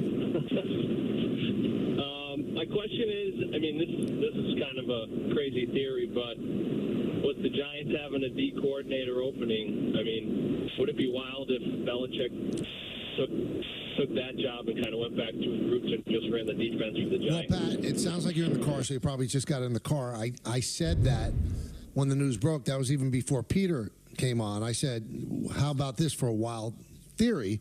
He loves to coach. Would he be the defensive coordinator under Brian Dable? Brian Dable's the offensive genius. Let Bill Belichick be his genius as the defensive coordinator. I don't know if he would do it. It'd be obviously a step back. It would be humbling, but he'd be in the place that he loves. But as Don also said, it would be a giant, giant shadow over the shoulder of Dable. Now you made a good point. As long as he's out there, there's going to be that shadow. But to have him right there on the sideline, it'd be tough. Unless, here's how I could see it working, Michael. And I don't think it would happen right away because he just interviewed for the Atlanta job. Right. But if he were to say, listen, I'm done being a head coach. I did what I did. I accomplished what I accomplished. I'd rather just settle down and be a defensive coordinator someplace else. Then I think it could work because then he's not a threat to steal the job of whoever is the head coach of the team he's working for. But as long as you know he wants to coach again, A, it's going to be a shadow over whoever the head coach is, and B, he's probably not going to be there long because he might be your defensive coordinator for 1 year and then bolt for the next head coaching job. So right. I don't see where it would work. Let's go to Keith in New Jersey. Hey, guys, how you doing? Good. How are you? I'm good. I got 2 points. Okay. The first point is it the rookie thing. Maybe this is the new wave, but Carroll and Belichick are all Parcells disciples. Is it a possibility, like you said earlier, Don? Is he might go back to the Giants if Dable is not a successor, and then turn around? What type of picks are the Giants going to be able to get this year? Will they be able to get anything? I mean, they're going to trade up with 2 second-rounders. I don't know if they're going to be able to do that. They're probably going to have to settle at 6. But if he's going to be the head coach of the New York Giants, he's going to have to wait a year. Because it doesn't seem like the Giants are going to just fire Dable. But is that the end game of Jets and Giants both have failed years, and he can have his pick of coming back to New York in some capacity? Maybe that's the game. Well, also, let's keep in mind who's going to be the new defensive coordinator if Martindale is gone. I worry about that. The Giants' tenure or legacy has been predicated on defense. No, but they'll get somebody, Keith. I mean, there are people that are going to be interested in that job. It's a high-paying job. It's a high-profile job. And also, it does give you the chance to go on to better things. Spagnuolo got a coaching job out of that. Mike Kafka is in the running for the Seattle job. He's had 2 interviews. Last year he came close to getting a job. So it's a high-profile job. You do well there, and you're going to get a job somewhere else. So I don't think they're going to be, looking for a defensive coordinator and not be able to get one. I'm sorry. I think they'll be able to get a great one. Matt and Lyndhurst. Matt. How you doing? Thanks for taking the call. Real quick, I was just thinking about with Belichick and why he hasn't taken the job. He was real hesitant, I guess hesitant not to take any other interviews outside of Atlanta. Right. How do we know that he doesn't have a bag waiting for him and an owner saying, hey, look, I got to make a move. I'm not just a coach, but I also have to move a GM to give you the control that you want. Sit still. If I get off to the start that I think I'm going to have, or, if I got to wait a year to, get some contracts, out from under some contracts, How do we know Belichick's not waiting for that kind of opportunity where he can then set both of his sons up for the next 20 years?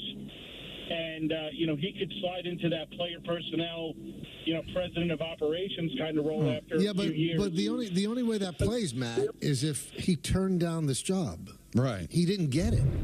He didn't turn it down. So, I mean, if you want to play the game that, somebody's whispering in his ear, there's going to be something, maybe that could be the case. But that's not by Bill's choice. He did not get this job. That's a big difference. So it couldn't have been some grand plan that, he told Raheem Morris, go interview and be really great, and this way they'll give it to you. No. He wanted the Falcon job. Yeah, if he had pulled out of this, you could say that could be a possibility, but he didn't. And I'm trying to find the tweet, if it was Schefter or somebody else, that gave all of the different possible candidates for Seattle and Washington that are currently on staff of the teams that are still in the playoffs. So I guess I'd be led to believe that what Washington and Seattle are saying, because I guess the announcement that neither of those teams are going to make any decisions until after the Super Bowl, because they're going to want those jobs to open up. Then every one of those guys, I guess, are a better candidate in the eyes of Seattle and Washington than Bill Belichick is. And also, as far as his sons, Coach Mayo with New England is planning to keep both of them if they want to stay. I mean, and if they're good coaches, you don't have to set his sons up. They'll be out on their own and they'll be able to do their job. The son, Steve, I'm not sure about the other one. The son, Steve, is supposed to be a pretty good defensive mind.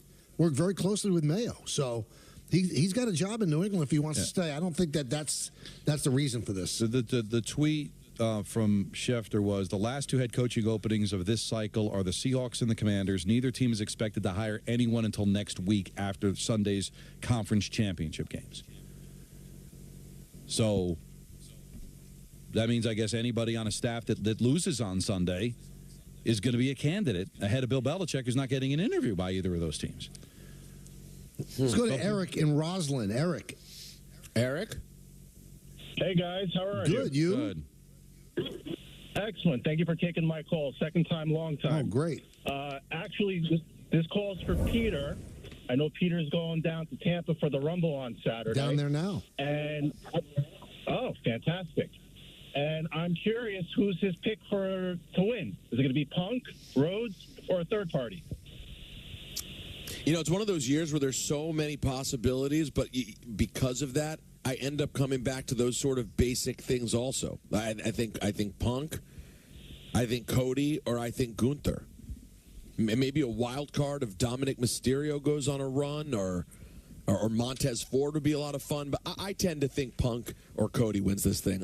I'm going chalk, as they say, guys. Thank you for the phone call, Eric. Now, we are going to, I asked Anthony to get Mike T, who has a relationship with Belichick, and just how stunned he is as an NFL insider that this guy doesn't have a job, and it's not going to have a job unless something happens that we're not projecting. So Mike Tannenbaum will join us after the break. It's the ESPN New York Superbox Bonanza 5. This year, each qualifier.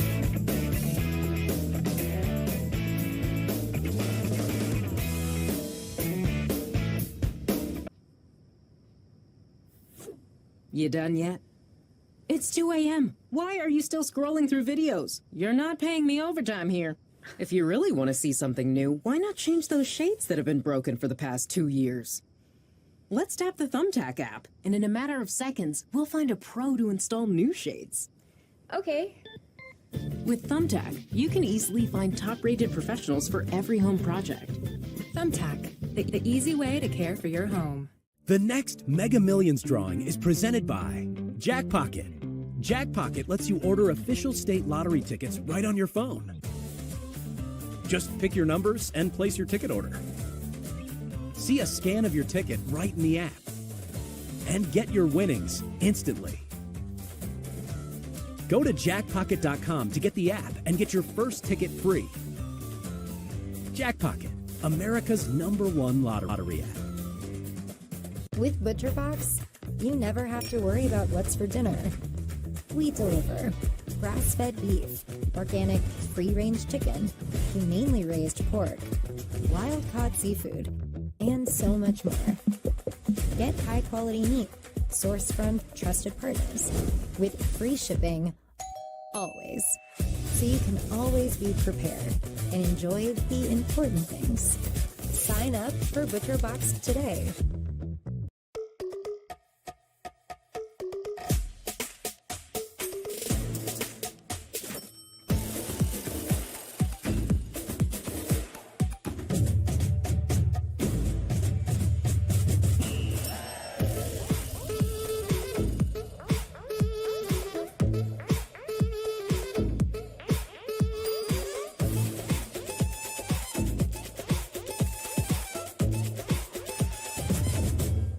Switch to Square and take charge of your business and your time. Switch to fast setup and even faster checkouts. Switch to making every sale, every way you want, and every way they want too. Switch to one system connecting every tool to every task, even as your business grows. Switch to taking control and taking more free time, whatever that means to you. Make the switch to Square today.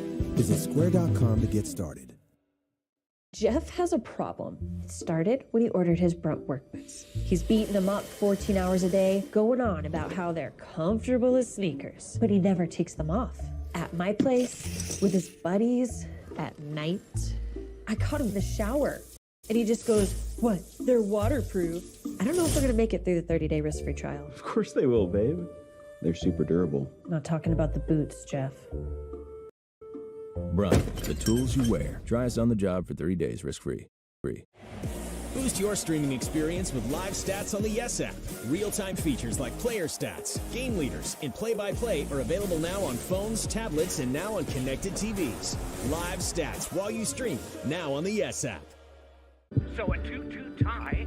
There's a high fly ball deep to right. Crazy, just crazy.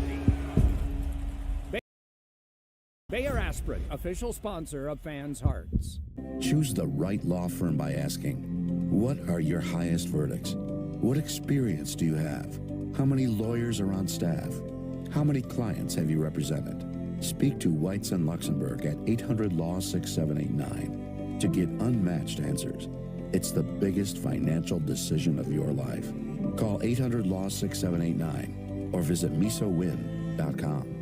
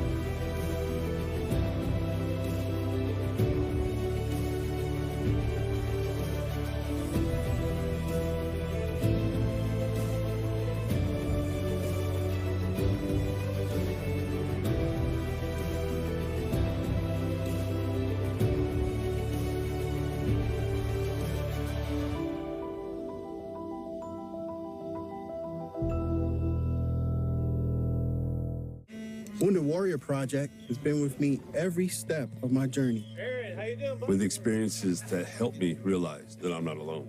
And specialized programs that give me the tools to train my body and mind. Now, it's possible for me to get back out there.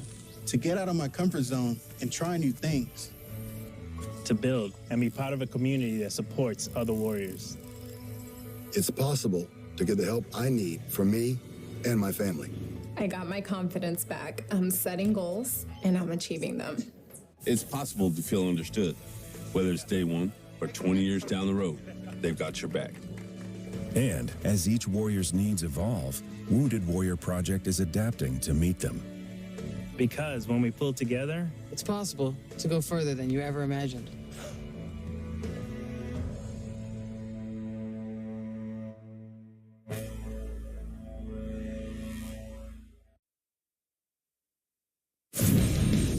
Sheeran back here for the Michael Kay Show. The Lions are looking to make their first ever Super Bowl appearance when they take the field in Santa Clara against the Niners. And their starting quarterback, Jared Goff, Goff is looking to become just the 5th signal caller in NFL history to get to the bowl with 2 different squads. He would join Tom Brady, Peyton Manning, Craig Morton, and Kurt Warner. Now, the Niners are also looking for a little history. If they advance, they will become the 5th franchise in the league to appear in at least 8 Super Bowls. New England goes to 11, like the amps from the band that originated from the Squatney district of London. Of course, we're talking Spinal Tap, followed by Dallas, Denver, and Pittsburgh, who all have 8. San Francisco hasn't won a Super Bowl since Steve Young beat the Chargers back in the 1994 season, and now the L.A. Chargers are moving forward with former 49ers head coach Jim Harbaugh as their new head coach.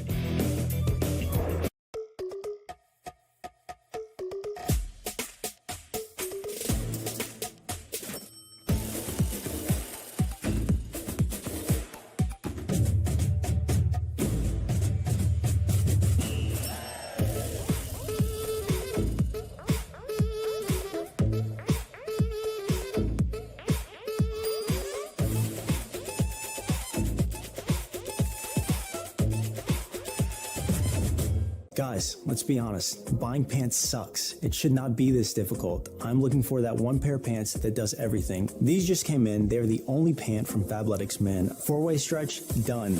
All-way stretch, you're going to feel the difference. The best thing about the only pant, honestly, everything. You almost forget about the deal that you're getting. Same premium quality as Lululemon, but at a third of the price. It started when he ordered his Brunt work boots. He's going on about how they're comfortable as sneakers, but he never takes them off. With his buddies at night, I caught him in the shower, and he just goes, "What? They're waterproof." Brunt, the tools you wear. You don't have to leave your living room to play the lottery. Just use the Jackpocket app. Hot! Okay, everyone, please silence your phones. I won.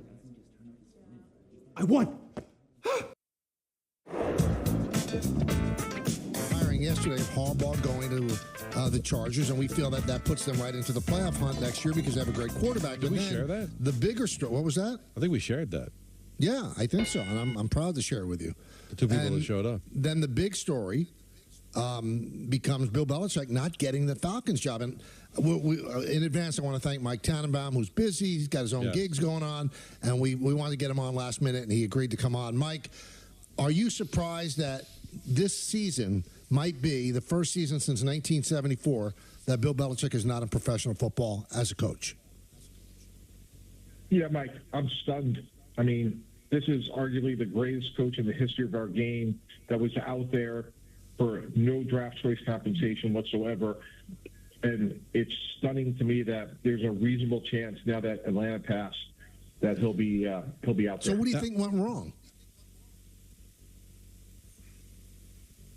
Well, the word is there were some people in that building in Atlanta that were going to be compromised if he went there. And, you know, Bill Belichick isn't going to go in and really play second fiddle to anybody. And based on his track record, you know, that's not, you know, unexpected, much the way what you guys were just discussing with Jim Harbaugh and the Chargers. And I think, you know, when you start connecting the dots, Ricky Morris is a very likable guy. He was the interim coach for 11 games in 2020, and I'm sure he left there with a lot of people feeling good about him. And I think this was a decision that, you know, made sense for a lot of people in that building. See, I think all that translates to, I think maybe owners now in this day and age, this you know better than anybody, being a former general manager, how complicated this sport is now, how analytically driven it is now. Are owners just saying, I just don't feel comfortable having one man run everything? I think that's a factor. Now, ironically, I worked for Coach Belichick twice. He's not that way. Ironically, he's actually much more of a collaborator than people will give him credit for. In fact, we were like information gatherers for him. Like, he wanted to hear disparate opinions and get to the right decision. But certainly, you know, if you're owning a team and you're worried that it's going to be focused on one guy, you know, Raheem Morris could not be more different than Bill from a personality standpoint. And, you know, it's really like very disparate types of approaches. and I'm just really surprised they went the way they went. Now, Damian Woody tweeted out a couple of minutes ago, Mike, if Bill sits out next year, he said there's no guarantee he'll ever get another job. Do you agree with that? Look, there are no guarantees. He's going to be, 72 here in a couple months. Yep. He's still Bill Belichick, though, right? He's still, a guy that's been to, 9 Super Bowls? His career is going to go down as legendary as anybody's. He's developed countless Hall of Famers and coaches. I would be, you never say never, but I would be surprised that, someone didn't take the off season and meet with him, maybe quietly, maybe a team that was, thinking about making a change. I just think he's too talented, done it for too long, that I just would be surprised if we're saying, we've seen him coach his last game. Is it possible that he had demands this year that if he really didn't get a gig and sat out a year and the itch kicked in, that maybe he wouldn't have in the next offseason? That's a really fair point. What's the expression? Fear does the work of reason. And maybe, he played a strong hand. And look, Jim Harbaugh is a different version of that, right? He talked to Denver. He's talked to Minnesota. Obviously, things worked out, with the Chargers. But if I'm Bill Belichick, I got 40-plus years of doing it a certain way that I believe in that, oh, by the way, works pretty well.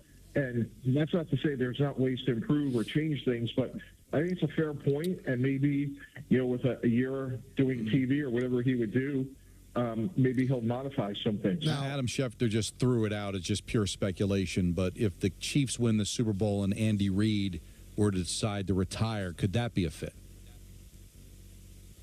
Yeah, I always thought that would be Eric Bieniemy. Eric had a lot of success in that building for a number of years, working with Andy Reid and, more importantly, with Patrick Mahomes from a Chiefs standpoint. So, look, that's been out there. There was some thing about maybe could Sean McDermott be in trouble? Obviously, that didn't happen. So, look, do I think Andy Reid's closer to the end than the beginning? Yes, but that would still surprise me.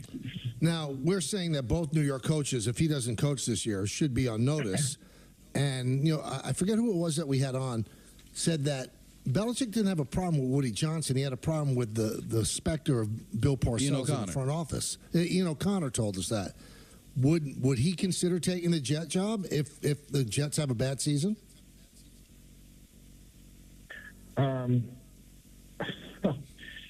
I would be really surprised. Could I say about the Giants? Yes, a lot faster than I could say about the Jets. Look, I've been wrong before, but that would really be shocking. The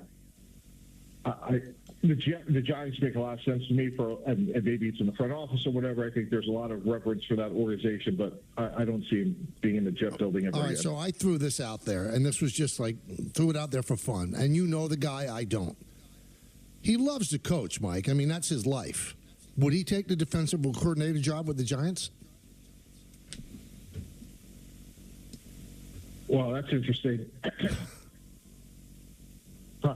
Wow, I stunned Mike Tannenbaum. I never heard this before. Yeah. No, what's interesting about that? You talk about a bullseye you're putting on yourself with your Brian Daboll. Right. I would be surprised, but knowing the way that Bill loves to coach, and when I mean he loves to coach, guys, he's popping out his skin for a March free agency meeting and challenging you on your rankings. He's in the draft meetings, want to know, his attention to detail. Hey, Michael K, did he wrestle in high school? Was he a defensive lineman? Can we draft him late and make him an offense? The depth and the questions he would ask in meetings were second to none. And I'm just hard-pressed to think that sort of intellectual firepower would be on the sideline. So, my gut says no, but look, crazier things have happened. But boy, if you're Brian Daboll, I think that's a tough dynamic. But Mike, hear me out. He's going to be over Brian Daboll's shoulder even if he's not in the building. So if you hire Bill Belichick as a defensive coordinator, you have a better chance of not losing your job. Yeah, no, that's fair. That's totally fair. I'm glad I'm not Brian Daboll who has to make that decision. So it's stunning. We were stunned, and I figured you were going to be as well. So thank you for popping on, Mike. I know you're busy. We appreciate it. Yeah, Yeah, absolutely, guys. And look, this is good for what we do. I mean, this is just tremendous, talk show fodder. This is great for speculation. And, I mean, if we sat here 24 hours ago and you said, what would be the odds that Dave Canales and Raheem, Morris would get hired today? It's just shocking. So you there's a chance Belichick, Vrabel, and Carroll will not coach next year. It's stunning. Yeah, or how about this?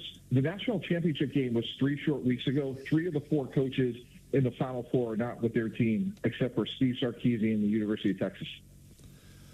What a business, but it's fun. Thanks, Mike. Yeah, thanks, guys. All right, that is Mike Tannenbaum. We'll come back with ENN live from Florida, but first, Don has to tell you something. Yeah. It's Don.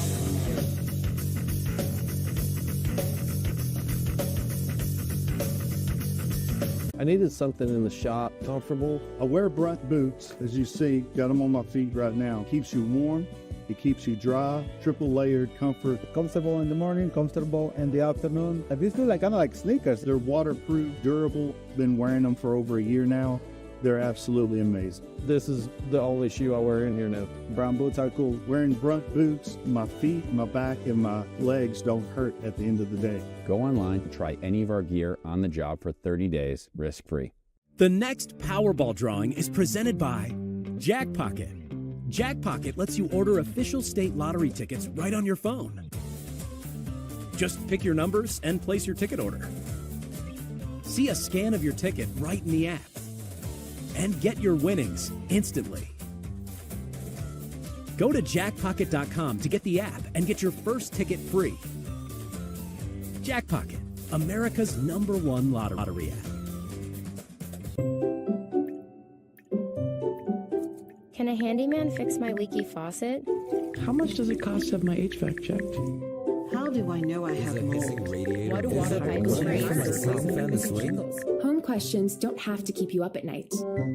Get peace of mind with Thumbtack. We'll connect you with local pros for any home project, from a small fix to a big remodel. See transparent prices, read verified reviews, and book with just a tap. Thumbtack, the easy way to care for your home. My favorite babysitter is Annalisa. She's pretty good. She's like my grandma. She says, "Hola, ¿cómo estás?" She plays with me. She helps you feel better. Bugs and insects are healthy for you. Amelia took us to the beach. She teaches me some gymnastics. We like color. We draw flowers, and then we go skateboarding. From babysitters to nannies to daycare centers, find all the care you need at care.com.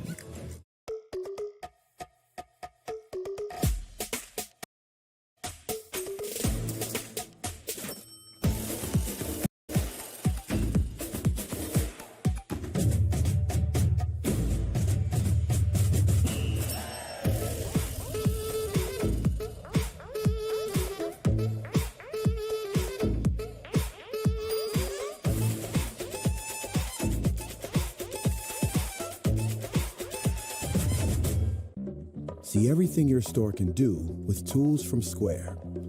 Your inventory automatically restocks, so you never run low. Your online store stays open 24/7, so you're always ready to sell. Your payments are processed in seconds, so customers can breeze through checkout. And with one account to manage it all, you've got more time for taking time out. Get your all-in-one retail system by signing up at square.com today. Get ready for the British Basketball League.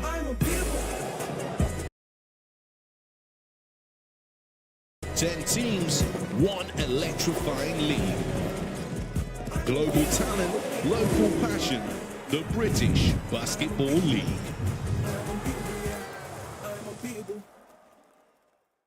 So a 2-2 tie. There's a high fly ball deep to right. Crazy, just crazy. Bayer Aspirin, official sponsor of fans' hearts. KLU.org today.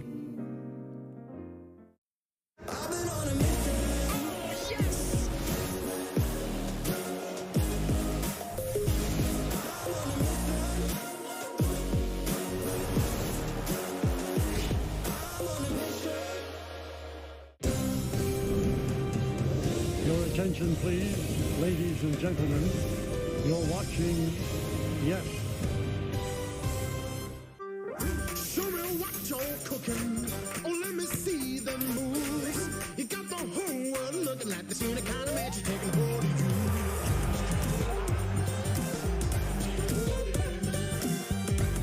If you get Yes on TV, then you get the Yes app for free. Download now. Your attention, please, ladies and gentlemen. You're watching Yes.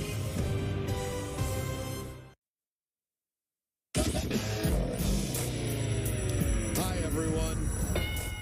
Welcome to ENN. Ray Rowe. On Tiwi. You know who it's brought to you by, don't you guys? No. Tell sure us. you do. Think about it. Go down and see Michelle Scalisi. Do it. You know what to do when you get there. Come get some. Yeah. Am I right or am I right? Yeah. Let's start off tonight's big ENN by saying good evening to my good friend Michael. I got peas in there. Let's say good evening to Don. I like Joe.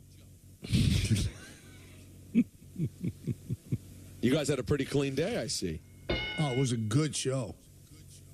It really, there was Came out of Really solid. Michael, there was just something about it. It's like you're like turning back the clock. If I can turn back time. If I could find a way. Wow, you really struggle with that last note. No, I hit it the way I wanted to. Struggle would not be a way I would describe Excuse today. me? No. And you guys came out hot.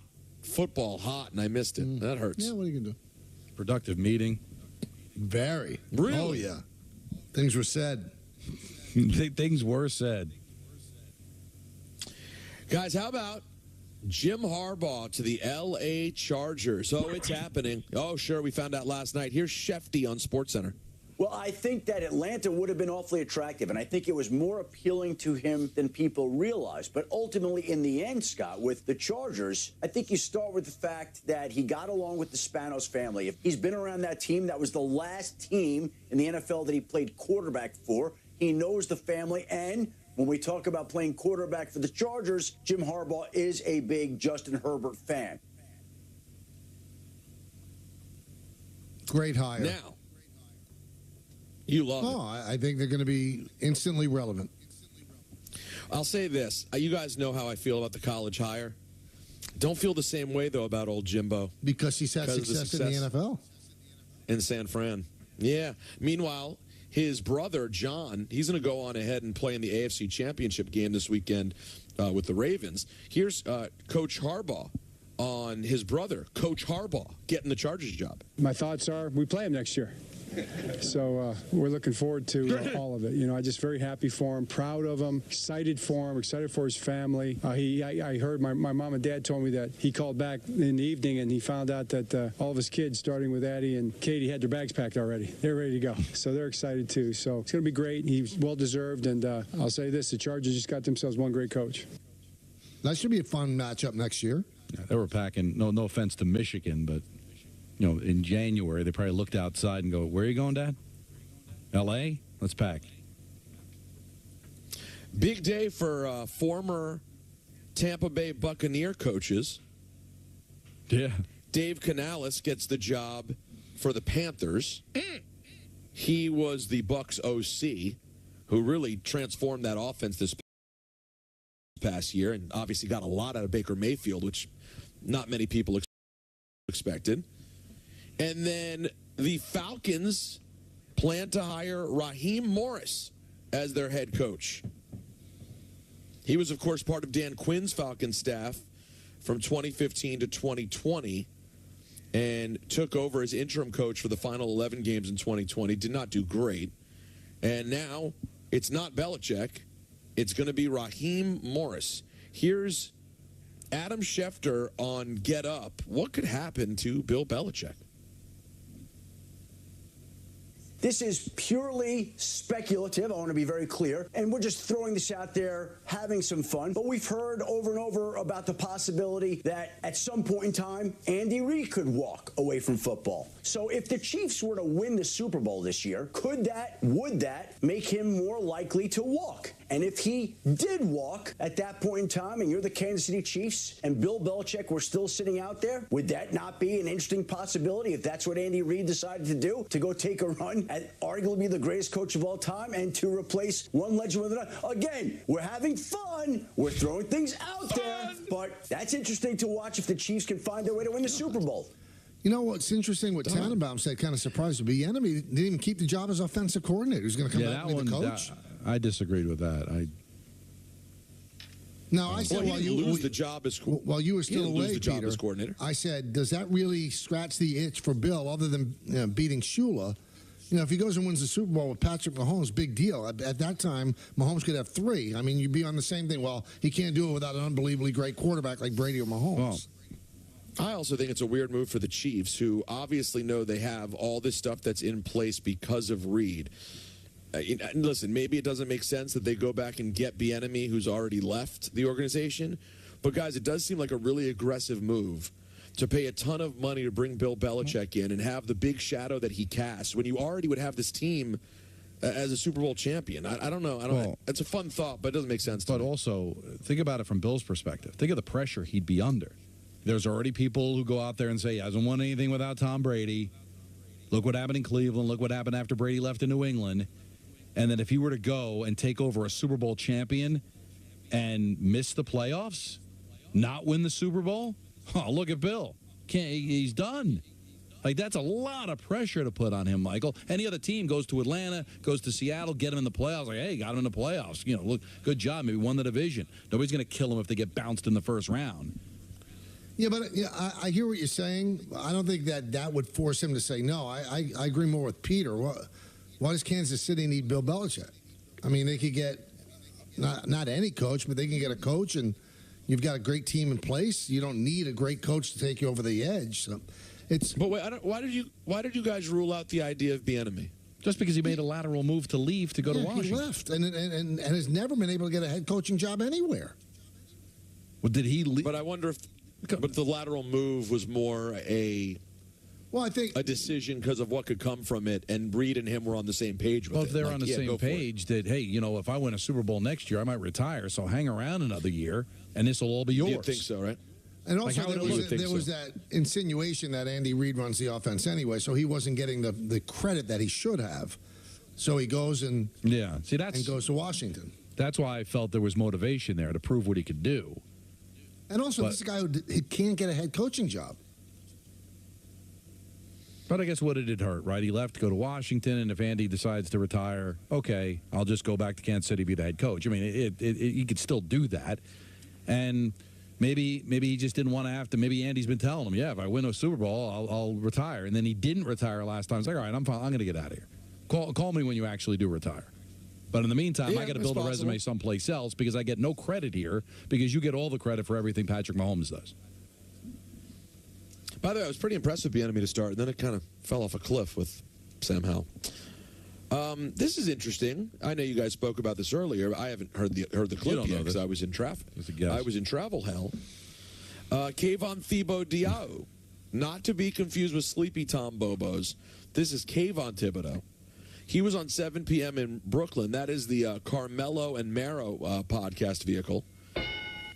Kayvon's thoughts about Saquon and Daniel Jones' respective contracts. You paid Daniel Jones $40 million. Me, I believe. A lot of people was mad at that. A lot of people was mad at that, but I was like, listen. Let me tell you what I'm mad at, and it's the only thing I'll say about that. What I'm mad about is that Saquon, because if you look at the game, the tape, Saquon was responsible for at least 30% of our explosive plays. Oh, yeah. Not more. Talking about the year we won the playoff game. So for me and for the integrity of working together and hard work, and we all believe the same things, I feel like Saquon should have got paid first. Now, here's what stands in my mind because I'm an absolute freak. I've never heard anybody call him Saquon. I've only heard the best announcers in the world call him Saquon Barkley, not Saquon. But that's not the point of this. And Don and I went over this. He got what running backs get. And he was a victim of the salary situation where if they didn't come to an agreement with Daniel Jones, then he probably would have been able to go free. But since Daniel Jones signed his contract, that left the franchise tag open, and they smartly put it on Saquon Barkley.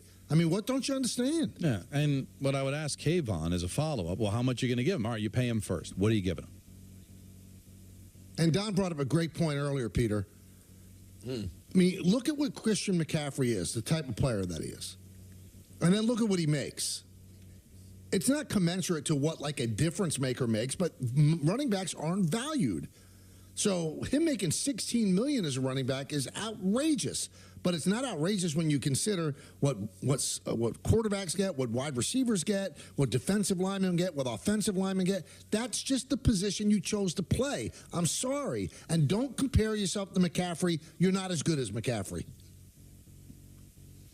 Well, I could argue it's almost ridiculous the other way. You're saying 16's a lot? Yeah. I'm saying it's crazy when you think about it, just the way the positions are valued, that it's only 16. Well, but that doesn't help Saquon's value. But that's my point. No, it doesn't. It's a position that's not valued in the NFL. Because McCaffrey, for what he does for that team, should be worth more than 16.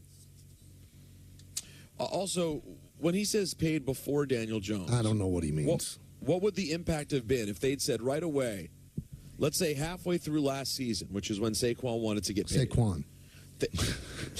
They said, we're going to give you $16 million a year like McCaffrey the next 2 years. How would that have affected Daniel Jones' deal? We've been told by everyone when we had this conversation that Daniel Jones' money and Saquon money was like not the same. The only thing that connected them was you couldn't lose your quarterback. You would have used the franchise tag. The franchise tag on him, and that would have allowed Barkley to go free. But he's not really free as long as the franchise tag is available. And by the way, what would the franchise tag have been for? Then you still would have paid Daniel Jones what, $35 million, which is like $20 million more such a bad deal than the value of the franchise tag for a running back. Well, and it's all guaranteed, right? Yeah. What I said, I'm not mad at Kayvon. He's obviously supporting his guy. Players look at it like fans do. Look at what he is. Pay the man. But unfortunately, you don't have that ability as a general manager. You got to make the money work.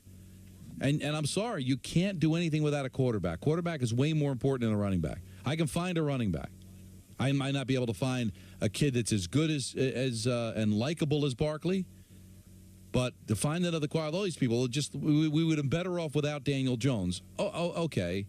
Yeah, last year because you were without him anyway. But what was the plan? And how much would that quarterback have cost? And would that have worked? Now, obviously, you fast forward a year later, and he was hurt, and it didn't look like it was that great, but it also could have been the same year that it was last year, and you would have said, boy, $40 million ended up being a bargain when you look at some of these quarterbacks and what they're making. Vic Fangio, not on the market long after leaving Miami. He will be, or being asked to leave Miami, he will be the Eagles' new defensive coordinator. Guys, isn't it crazy, though, that the Eagles went completely down the drain after switching coordinators last season? Now they're going to do a complete reset again? Well, they had to switch coordinators because they both got jobs, so. And they didn't pick good ones. Matt Patricia wasn't the answer. Him calling defensive plays. I think that Vic likes being called the Fange. I'm pretty sure you made that up. You don't know. Doesn't mean he's wrong. Now, in a good old conversation of lying or not, okay, let's hear from Giannis Antetokounmpo about the coaching change in Milwaukee. Obviously, it's tough. You build a relationship with people, and all of a sudden, boom, they're not here. For a coach like Griff, I think from day one, everything was about togetherness. Was always leading this group into the direction that we set in the beginning of the year. And him not being here, at the end of the day, we're human. It hurts everybody. But got to keep moving forward. We have a goal in our head, which is to be the best basketball team that we can be. Obviously, there's a lot of high expectation from the ownership group, from the front office, from ourselves to be great. And this is the business of the NBA. One thing, they didn't quite manifest their sadness the way you would think, because they made complete asses of themselves. Yeah. So a guy loses his job, whether he's going to get paid or not. A man lost his job, and you're dancing around like a bunch of clowns before the game yesterday. Bad luck, man. Do they do that every game, though? I don't know. I'm asking. I don't know. But you shouldn't have done it that game. The way, Don, I don't know. The way it played on social media, and who knows what that means, is that they were just super happy last night. Jerks. So it looked horrible. But even beyond the dance, let's suppose they do that every night. Weird choice, but whatever. Is there really a world in which Giannis came to work and they were like, Giannis, got to tell you, man, sorry, Griff is out? No, there's no world. But I can also see a player not wanting to take ownership of that. Yeah, they talked to me about it, and I was on board. Oh, he would never admit it, but I'm sure he was consulted. So by not admitting it, it's either don't talk or do what he did. Tough day. One day he's here, next day he's gone. Boof. You want to kill him for lying, but if it's a bad look to tell the truth, then what's your alternative? Silence or lie? And he'd get killed for both. It's a lose-lose situation for him. If he admits the truth, bad guy, he got a coach fired. If he doesn't talk, how does the best player on the team not talk after the coach was fired? And if he lies, how dare you lie? Why don't you tell the truth? How could he win? Magic it's won. Not a great spot. Magic came right out and said, either he goes or I go. Well, that was somebody that wanted to take ownership of it. Yeah, he took it. But he's not. I love Giannis, but he's not Magic. I don't know why. I love Giannis's accent. Love it. You love it? I love it. Well, we don't hear. I mean, in the public consciousness in America, we don't hear from Greek people all that often. It's a wonderful accent. Stands out. Yeah, Jimmy the Greek was on the air every Sunday. Oh, that's a different thing. No, Don. Right. That's no. There's multiple reasons why we shouldn't go down that road. Come on. No, I know. He was called Jimmy the Greek. I know, but that was a joke. Now all of a sudden we're opening up Wikipedia and we're going over the history of the man. Who's this Jimmy the Greek? Yeah, why is he from Yonkers? The Wizards, by the way, also have moved on from Wes Unseld Jr. I don't know why. They're just absolutely hard at basketball. They have promoted Brian Keefe to replace Unseld Jr. Wasn't that an actor? As Brian Keith of A Family Affair. There you go. Not to be confused with Brian O'Halloran from Clerks. Who's not to be confused with Kevin Smith. Well, it was close. Who's not and so to be he can make fun of me with... because he doesn't know Family Affair. Well, you missed out. It's a Who are you quality yelling at? Me or Peter? I'm yelling at Peter. Oh. Well, I know Family Affair. I know Family Affair, the song by Mary J. Blige. But that's not it. Well, that's where she Produced got by it Dr. from. Dre. The Family Affair song at the beginning of the show was. For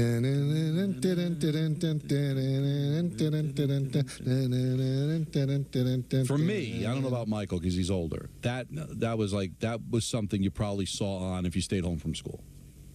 Well, listen, the Family Affair music I can't speak to, but Anthony or Jacob, can you guys get us the current affair music? Because, Don, that could be useful for the right news story, couldn't it? The old Current Affair. Yeah, when it would go, whoa.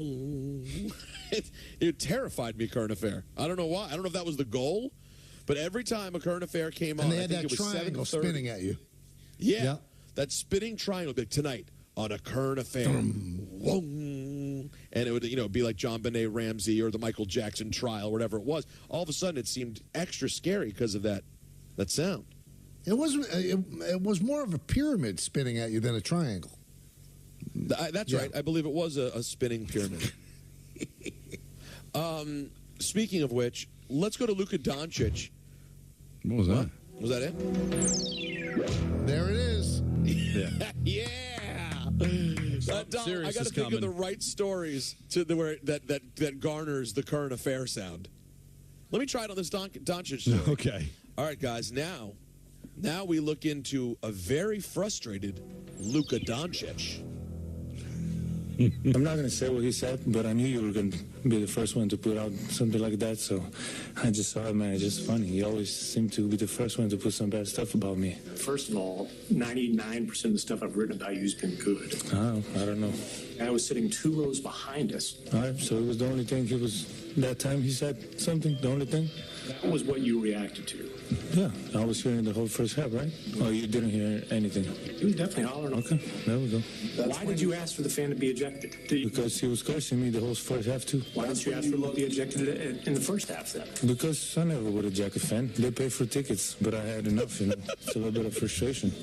You turned your head and looked over at him after he said that. That's what we saw. Yeah, that's fine. The bad guy in the media, right? It's all right. Like you're fairly portrayed in the media? No. All right, so Luka, what Luka's I think referring Kyrie's to whispering there, in his ear. yeah, Kyrie was like, "Hey, Luka, let me tell you about this Tim McMahon character." Let me tell you about the media. So that was Tim McMahon having an exchange with Luka Doncic after Luka asked for a heckling fan to be ejected. Now, it was in the middle of a collapse by the Mavericks, who lost 132-109 to the Suns. And it came after the fan reportedly shouted, "Luka, you're tired. Get your A on the treadmill." Luka had enough and asked the ref to eject. That was said it. fan. See, but he's saying that wasn't it. But if that was it, that's weak. You don't throw somebody out for that. That's not that profane. Now, if he's cursing and saying stuff about your wife or your mom or whatever, then you have the right to throw him out. But those people pay a lot of money for those tickets. So if he says get your butt on a treadmill, that's not throw-outable. Someone can yell at Michael, "Hey, you've got a long head." He can't kick them out of a Yankee Well, game. That's not right. I have had people kicked out for that, yeah. That's ENN, brought to you by Security Dodge. Shop 24/7 at securitydodge.com during their Starting Something New sales event. We have a big football Friday tomorrow, the specter of Bill Belichick over the sport. It's going to be great. Please tune in when we make our picks. See you, everybody. That's a wrap on the show for today. Coming up next, our coverage of the Nets and Timberwolves gets underway with an hour-long pregame show live from Barclays Center. For all of us here on the Michael K. Show, this is Chris Sheeran saying have a great night. We'll see you again tomorrow for a championship football Friday at 3 o'clock. With ButcherBox, you never have to worry about what's for dinner. We deliver grass-fed beef, organic free-range chicken, humanely raised pork, wild-caught seafood, and so much more. Get high-quality meat sourced from trusted partners with free shipping always, so you can always be prepared and enjoy the important things. Sign up for ButcherBox today. Custom Ink helps us celebrate and drive our students' achievements with custom gear. They love Custom Ink's different styles and designs. We love how Custom Ink makes the process simple with their easy-to-use design lab, expert artists ready to help, and unbeatable customer service. Custom Ink allows our kids to show everyone their accomplishments and the pride they have in our school. When we place an order, I know they got our back, so we can focus on the kids. Custom Ink has hundreds of products to help you feel connected. Upload your logo or start your design today at customink.com. My favorite babysitter is Annalisa. She's pretty good. She's like my grandma. She says, "Hola, ¿cómo estás?" She plays with me. She helps you feel better. Bugs and insects are healthy for you. Amelia took us to the beach. She teaches me some gymnastics. We like color. We draw flowers and then we go skateboarding. From babysitters to nannies to daycare centers, find all the care you need at care.com.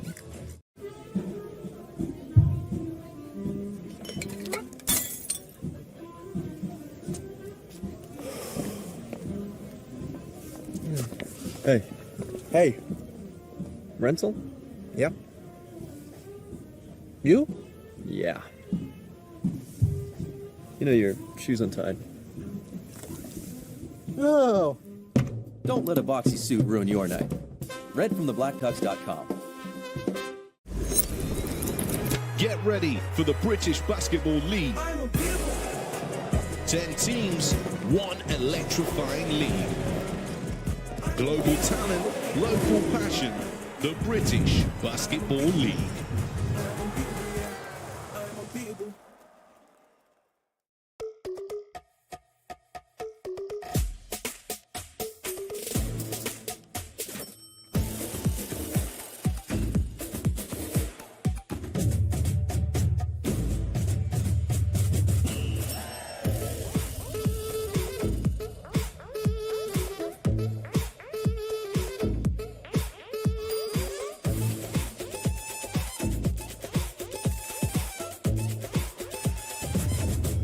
Jeff has a problem. It started when he ordered his Brunt work boots. He's beating them up 14 hours a day, going on about how they're comfortable as sneakers. But he never takes them off. At my place, with his buddies, at night. I caught him in the shower, and he just goes, "What? They're waterproof." I don't know if we're gonna make it through the 30-day risk-free trial. Of course they will, babe. They're super durable. I'm not talking about the boots, Jeff. Brunt, the tools you wear. Try us on the job for 30 days risk-free. So a 2-2 tie. There's a high fly ball deep to right. Crazy, just crazy. Bayer Aspirin, official sponsor of fans' hearts. Game time with game simulations. Face your friends in live competitions. And train like the pros with expert drills and metrics to track your progress. So when your moment comes, you'll be ready. Win reality. Baseball uncaged. Never be afraid of your strength. Because your body is capable of amazing things. The one they said you shouldn't have. The one driven by a power they can't see.